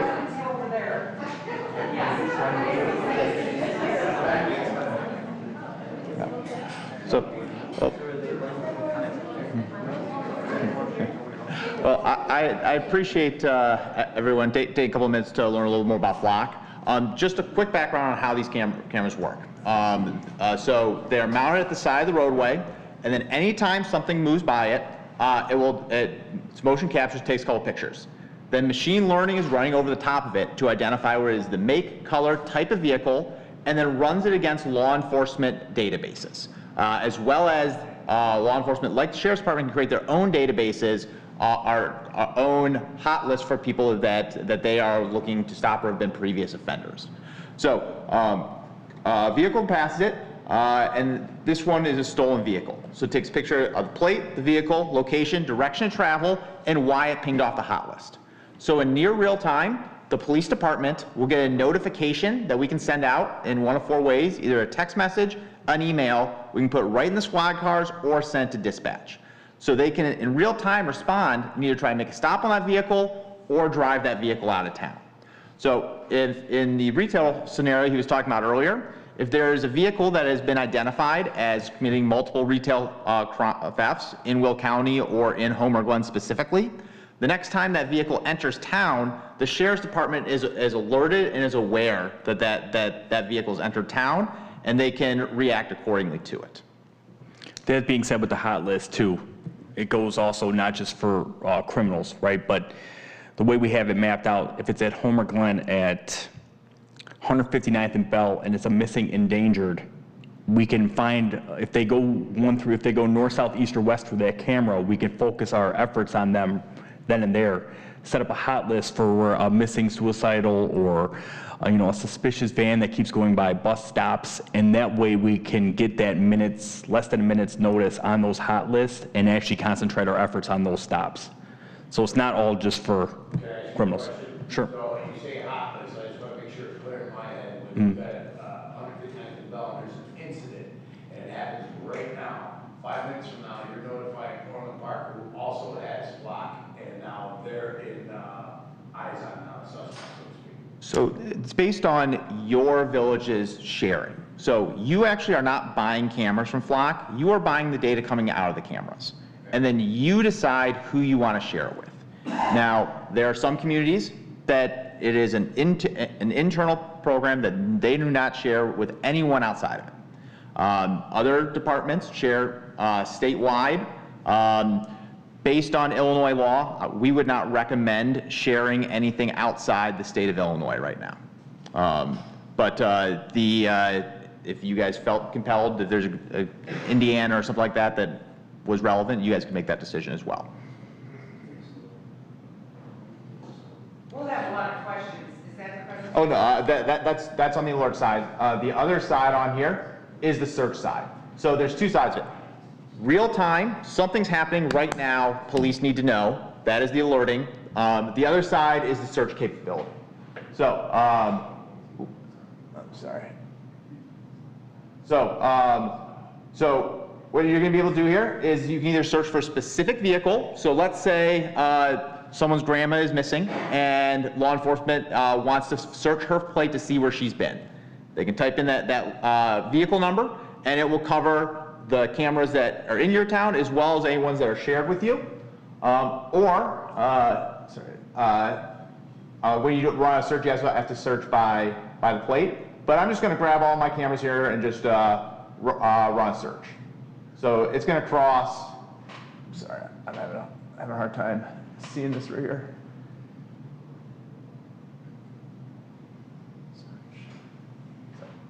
Not used to having to look up at this while I'm doing it.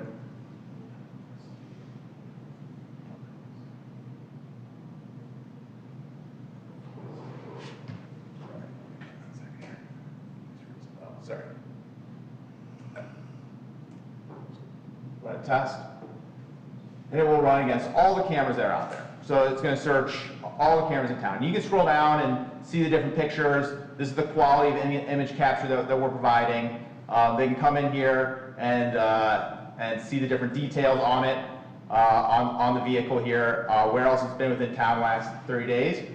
Or they can come back in here and let's say there's a specific vehicle that they're looking for here. You come in here and search by make, color, and type of vehicle. So let's say there's a ruse burglary in town and someone said the person drove away in a black F-150. You're going to be able to go back to cameras, pick the time frame, and a lot of times gray vehicles kind of look black, so you pick color, make, type of vehicle, rerun the search, should throw in some of the other things here too as well. To make the vehicle, a Ford. In a matter of seconds, we're going to cut down from the hundreds of vehicles down to the silver or black Fords that were in the area at that time. So if I would have done truck, it would come down just the truck. So boom, here's the silver Ford truck that was in the area. So after the fact, law enforcement can go back and do the searches on those vehicles. And that's pretty much the system. Okay, we're gonna ask questions, so we'll have to go back over there, so. Sounds good? No problem.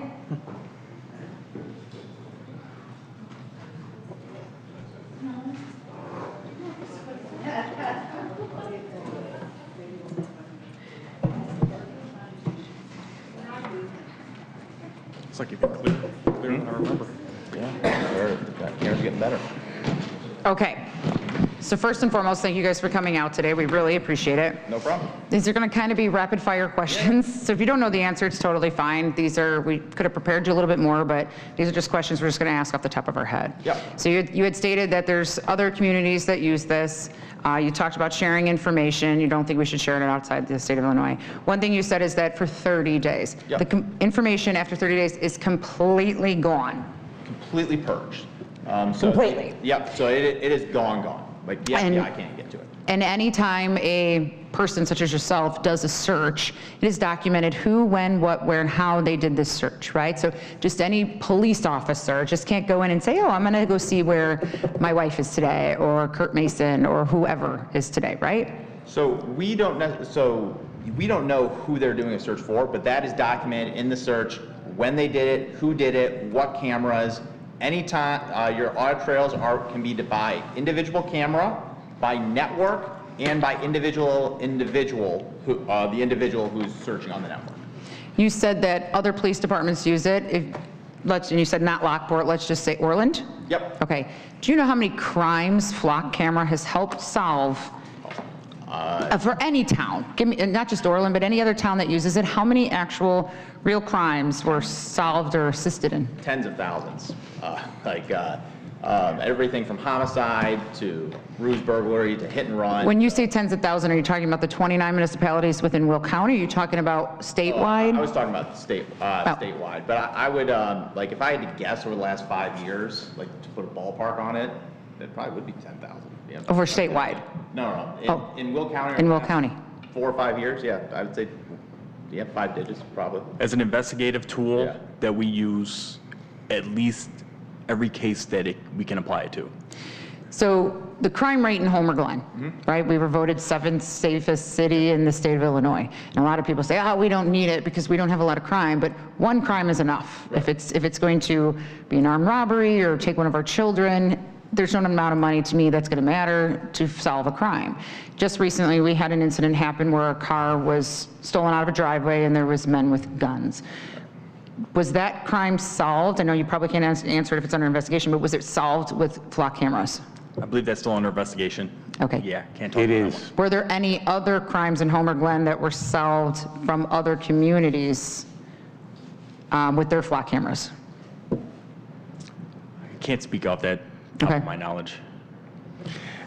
Actually, Madam Mayor, that incident you referred to has been brought to Cook County, because that's where it went to, and it was solved and the suspects were apprehended because of Flock cameras in another municipality, not here. We're the black hole. New Lenox has it, our surrounding, Lamont has it, Mokina has it, Tinley has it, everybody but us. We're like a black hole here, and if you get past the Will Cook Road, and I guess that would be my question to you, gentlemen, and I guess I'm trying to figure out as far as the real time. If something's happening here 15 minutes right now, boom, and you guys get somebody to put a notification in, and how soon after does it reach the others? It's instantaneously, I would think. It's all cloud-based. So as soon as you put it in, it hits, everything's stored on CGIS certified Amazon web servers. And as soon as it goes up, whoever, based on the user roles and the sharing that's already been put in place, those people are notified. When a vehicle passes a camera, latency is a little different based on cellular service, but somewhere between 4 to 12 seconds, the alerts go out. So just for the public, 4 to 12 seconds. So if something happened on Galbraith Road and somebody was able to put that in, and Officer Lieutenant Pipiazza decided, hey, look at, we just got a notification, I'm putting this plate number in, we could have had this guy maybe by Parker. I just want to make sure that the audience and our residents know. Yeah, the alerts, because they're touching third-party databases from the FBI and the Illinois State Police, so there's a slight delay on the alerts going out. Understand. But the video is live. Like you'll be able to see the cameras live. Right. He has a gun on his hip. He has a gun on his hip. These two usually do. So bottom line, what I'm saying is other officers are going to know immediately, and there may be a slight delay, but you're telling me 8 to 12 seconds. Okay, I'll give you 15, 20. That's huge in comparison to what we have experienced. So this is going to be a hard one to answer. Maybe Lieutenant Piazza can answer this. But you said other municipalities that have their own police department purchase this, right? So New Lenox Police Department, they have it, but not the village of New Lenox, correct? So Fairmont has it through the Sheriff's Department. What's the one just south? So when you say through the Sheriff's Department, does the Sheriff's Department pay for these cameras? Yeah, I don't know what the finance. Right. So if we contract with the Sheriff's Office, my questions, and this is more to the board, would be to propose to the Sheriff's Office to pitch in and put some funding into this, because we contract with them, and I'm putting it out there because from what I understand, how much is it per camera per year? And we're buying the software, so I know you're not buying the cameras, but you're buying the software. What does it cost? What is the cost to something like this? So the license plate readers themselves are $3,000 per camera per year. It's an additional $500 for a fixed 90-degree video camera that comes with 30-day retention as well. So like at one of your intersections, you can point the LPR leaving, and then you get a live video of the intersection itself for like hit and runs, things like crash reconstruction, stuff like that. And then the poles themselves, we do the install, we handle everything end to end. Depending if it's an IDOT roadway or a city roadway, or you're hooking it to an existing pole, somewhere between $150 and $500 to install. Okay, so Joe, you have some information on cost. I looked at the previous numbers when this was brought up, and it was, the initial cost was $29,000 for 10 cameras. We're looking at $29,000 and like $25,000 annually to run the program. Okay, so $29,000 initial cost, and then $25,000 per year for 10 cameras. For the running of it. And that was a couple years ago, so I don't know if those costs have changed, obviously. I'm sure. Pricing from, I've been with Flock for over 5 years now. It was $2,500 per camera up until the end of 2022. Starting in 2023, went to $3,000. There's been no price increase since then. Trustee Lepore? Do we have an idea of how many cameras would be? 11. 11 for our entire village? I believe the map that you guys put together was 12. And the second part of that question, the maintenance is part of the contract? Correct. Okay. So Flock is a fully vertically integrated organization. We design the hardware and software ourselves outside of Atlanta. We assemble these cameras ourselves outside Raleigh. I'm a sales rep. I work for Flock. I live in the area. I come around trying to sell them cameras. Techs who install the cameras and do ongoing maintenance, those are also Flock employees. They roll out of downers. They'll come out, they survey the land, call 811, put the cameras in the ground. If there's ever an issue with the camera, we roll a tech and attempt to fix it. If the camera itself is busted, we're getting a brand new camera, no cost to the village. So you're not buying cameras from us, you are buying an LPR program. Then we're responsible for busted. Does vandalism count as well as busted, or is that not part of it?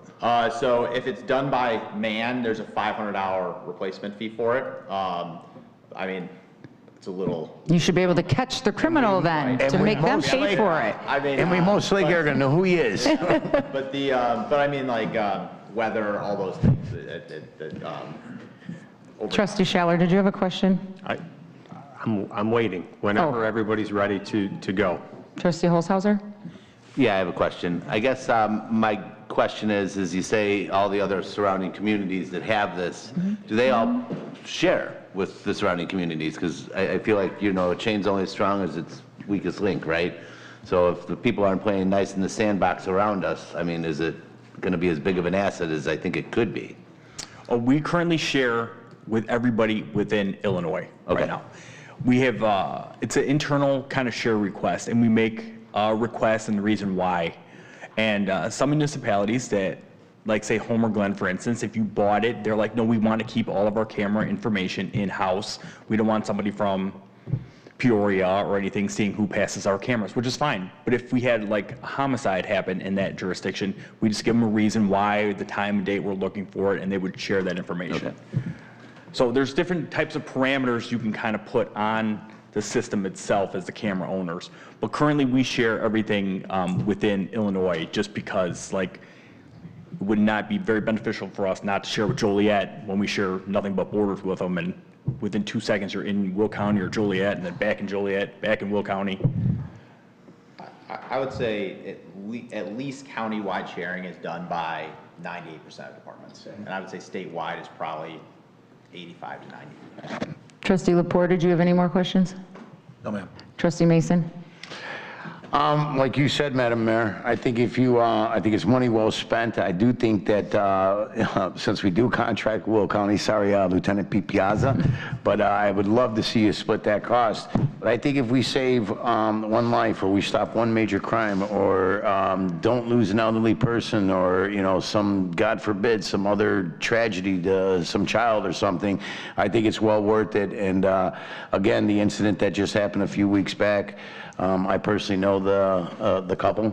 I know the wife, and she was walking out of the house with her 2 little children when this all transpired. So I think it's what's in the best interest of our community. Trustee Reinders?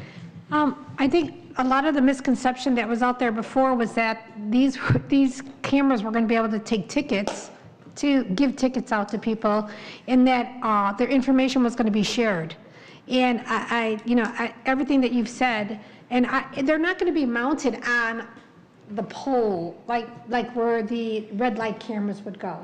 And I think that's a lot where the misconception came in, because people thought that that's what they were. Yeah. So I don't think that they really understood. And I have to agree with Trustee Mason. I too knew the family as well, very well. And they're still shook up about what happened to them. And this could have all been resolved very quickly if we had those cameras, because they not only stole their vehicle, they tried to steal somebody else's vehicle within a very short distance. So we would have been able to, stop whatever they were doing. So I believe that the only thing is I worry about the maintenance, and I think some people think that $25,000 a year is a lot for maintenance.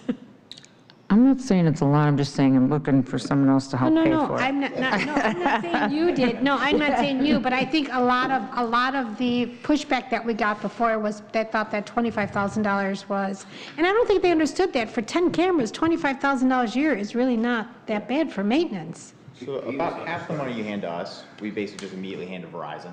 Like the biggest cost to what we're doing is all the cellular service and everything that's in that camera itself. So that's why there's an annual cost to it, or that and the ongoing storage and all that stuff as well. Trustee Muller, our cop friend here, maybe he can add something to it. No, I'm 100% for them. And in addition to everything that we've talked about solving crimes and locating potentially elderly or missing people, it's also that deterrent factor too, of a neighboring agency or a couple towns over has a car hot listed, and like they said, it's somebody who does retail thefts, home invasions, steals cars. Our guys know about that. You're on the lookout. Oh, it's in town. You're there waiting for it. The criminals are going to think twice when they see a squad car or 2 or 4 stacked up waiting. Like, we know they're coming. We're just going to kind of shoo them out of town then, not allowing them to come into town, commit the crimes that they're going to do. Where if we know they're coming, we have the upper hand. Trustee Scheller? Thank you, Mayor. I am 1,000% behind this. I don't think that as a board and as a village, our #1 goal is the safety of our residents. Cost is no object regarding this. Sharing it should be no object within the state of Illinois. The Illinois Attorney General has an organized retail theft grant. 25-26, it was $5 million. I think it would benefit us if the village actively went after that grant to get some grant money, because I read that grant and we can use that grant for flock cameras and leasing them in further years. I think it would be important to have an addendum to the contract that we have currently with the Will County Sheriff's Department, that we have a say of exactly where these cameras are placed. I think it's important that what went on in Minnesota, that we have this coverage at our local schools in town. I think it's important that within this grant program or whatever we go forward with, when you discuss the live video camera, can you explain a little bit more of that? Yeah. I mean, is that a live view in an officer's car and it's through his MDT as he's out on the street? Yes. So it is a lot, and not just for law enforcement, but like your public works, it snows, your public works gets up, like which roads are snowing, where do I need to plow? Things like that as well. But it is a fixed 90-degree camera that is 24/7 recording, and again, 30-day storage, that if there's a crime or there's information or an accident or something like that at the intersection, you have that information. So there's the LPR, and then there's a second camera head that you can point in any direction for the live video. So sorry. Go ahead. Go ahead. I'll go with it. Who reviews these cameras? So again, your village decides who has access to it. So if you wanted your public works or fire department or people like that, you have an account where you can provide usernames and passwords to search or view the data. Only law enforcement has the ability to get alerts that are consistent from the FBI and the state police, because they are something called CJIS certified. But if you're just talking about just looking at the video and stuff like that, whoever in the village you guys want to provide access to. That scares me a little bit. Yep. Does anybody in the village outside of the sheriff's office that we contract with, does any officer in this village have that certification that they can, get that information or get access to that information? Maybe CROs. Is there a high school in town? Oh, no, Jake, the SRO at Homer Junior High, I don't believe there, other than Nick and myself, would be the only two that would be able to do that. I personally would request that any of those live feeds of those cameras or anything would be only by Will County Sheriff's Department, and no one within the village would have access to it. I agree with that. I would agree with that. If it's going to snow, PDW can look outside.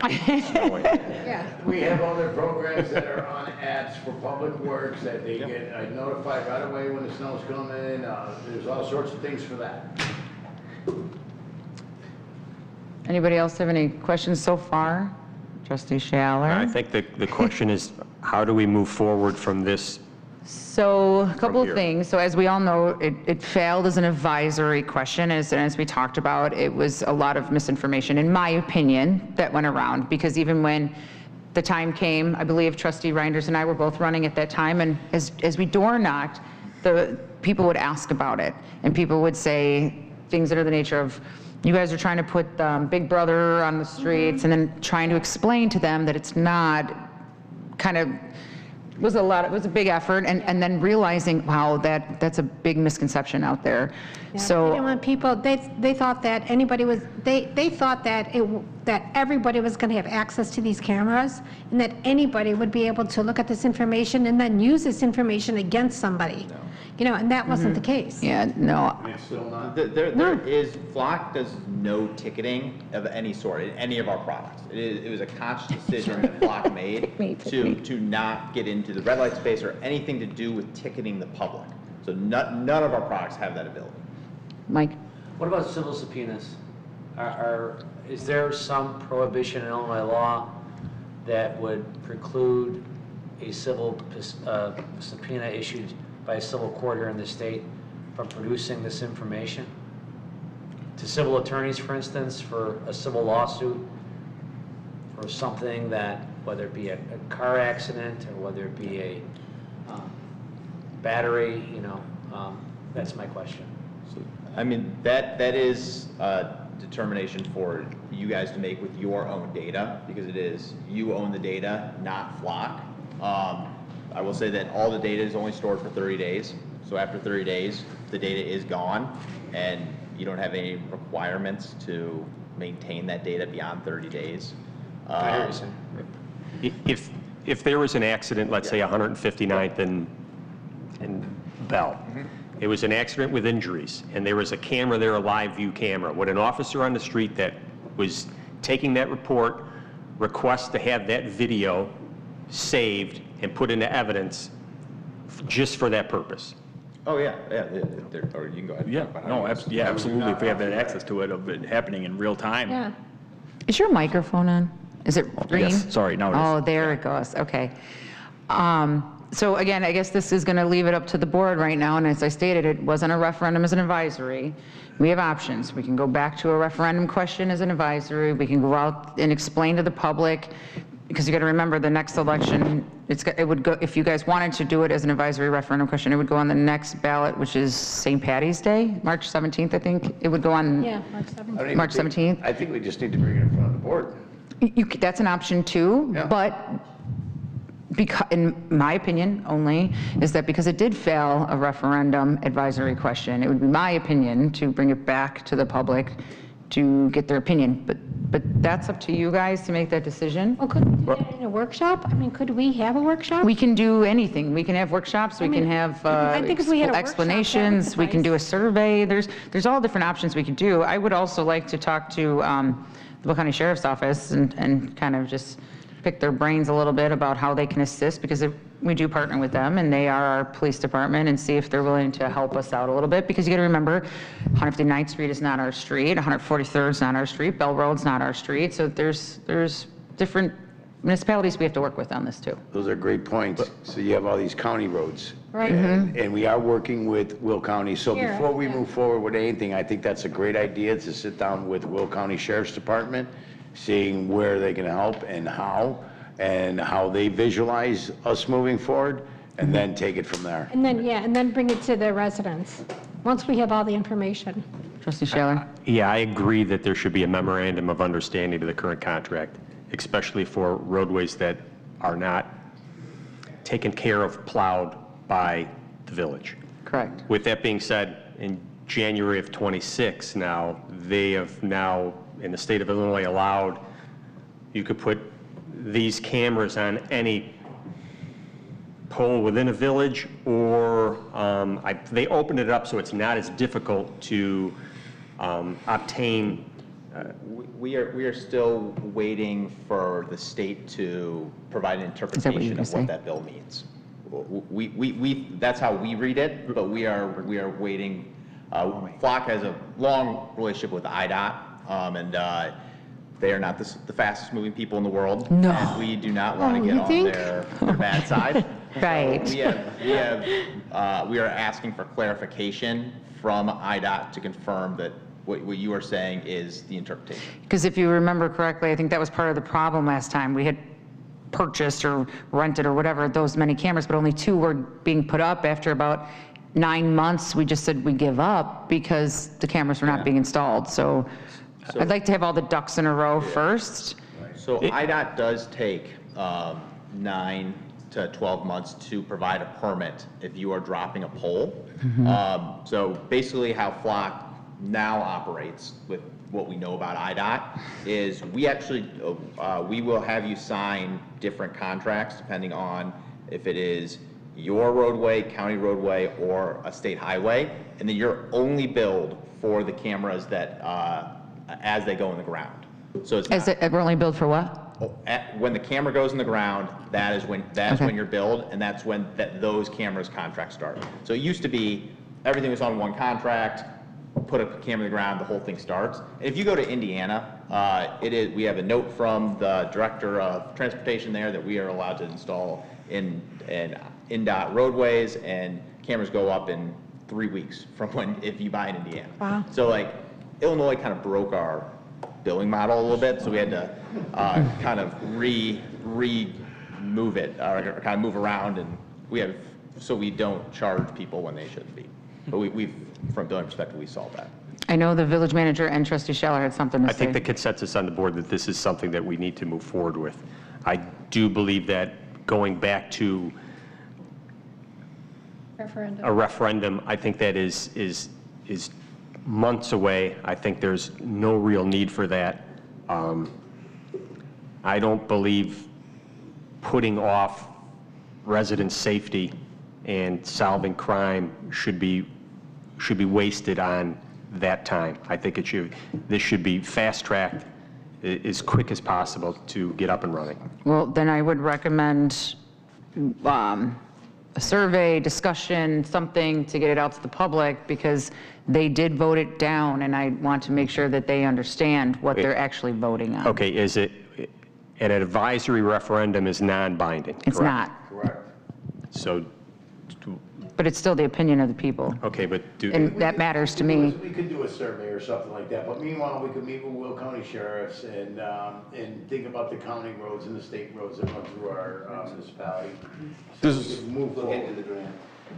Look at the grant. Village manager, Joe Baber. Thank you. I agree with everything. I think if we want to move this forward, what I'd like to do is have another workshop where I'd get the cost analysis, where we've had these cameras projected to be in the past, how that may impact our IDOT approvals to get the cameras up, and just get some information from the Will County Sheriff's Department, and bring it again forward to the board for consideration.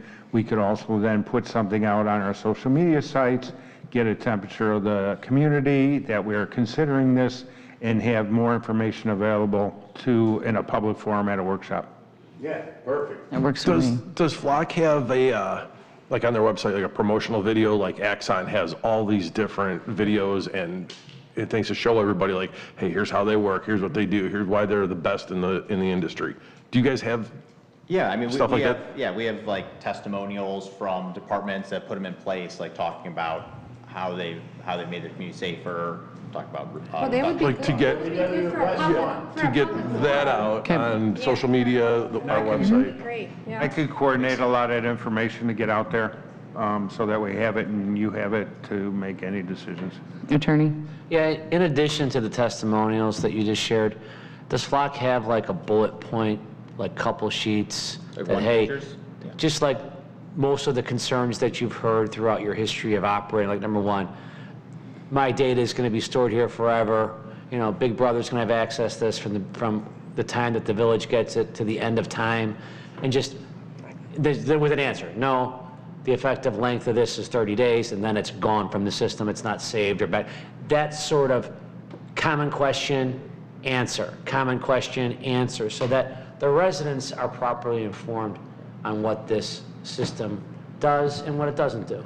We have that information from the previous meetings and We do. presentations that were done here. But I would also like the sheriff's office to give information on the crimes that were solved, that were committed in Homer Glen, but then were solved by other communities with their Flock cameras. I'd like as much information provided as possible. Yeah, because we did a lot of that when we did a placement of the initial cameras. Like I know with the permitting and stuff, but we did do that so there were no holes in Homer Glen. We literally tried to create a 360 barrier around. So we don't want to do, oh, you don't want to put them here on the east side because permitting might take longer, because like everybody's kind of spoken to on the board, they do kind of figure this out, where to go. They find out where the holes are. Right. So we really had, and we will take that under advisement when we sit down, look at all the crime stats, and reintroduce a barrier for Homer Glen. Okay. Anybody else have any more discussion, question, comments? Anybody? So, I will put my hat in the ring that if anyone on this board wants to meet with Will County, I would be glad to be the. I'm not opposed to Mr. Schaller, and there could be two trustees. I would recommend either Nick or Kurt, since Kurt is, well, all three of them can't, so we can only have two, but you three discuss it. You guys figure it out and decide who's going to meet and discuss. Thank you, gentlemen, so much for coming. You'll hear from Thank you. them. Thanks, Dan. Do I have, yes, I do. I can grab it from mine. Thank you. Thank you. Okay, workshop. There is none. That kind of was a workshop. We are now looking for a motion to go into executive session for discussion regarding personnel and discussion regarding pending litigation. Is there a motion? Trustee Mueller? Is there a second? I'll second. Trustee Reinders? All in favor? Aye. Opposed? Okay, we'll take a 5-minute recess.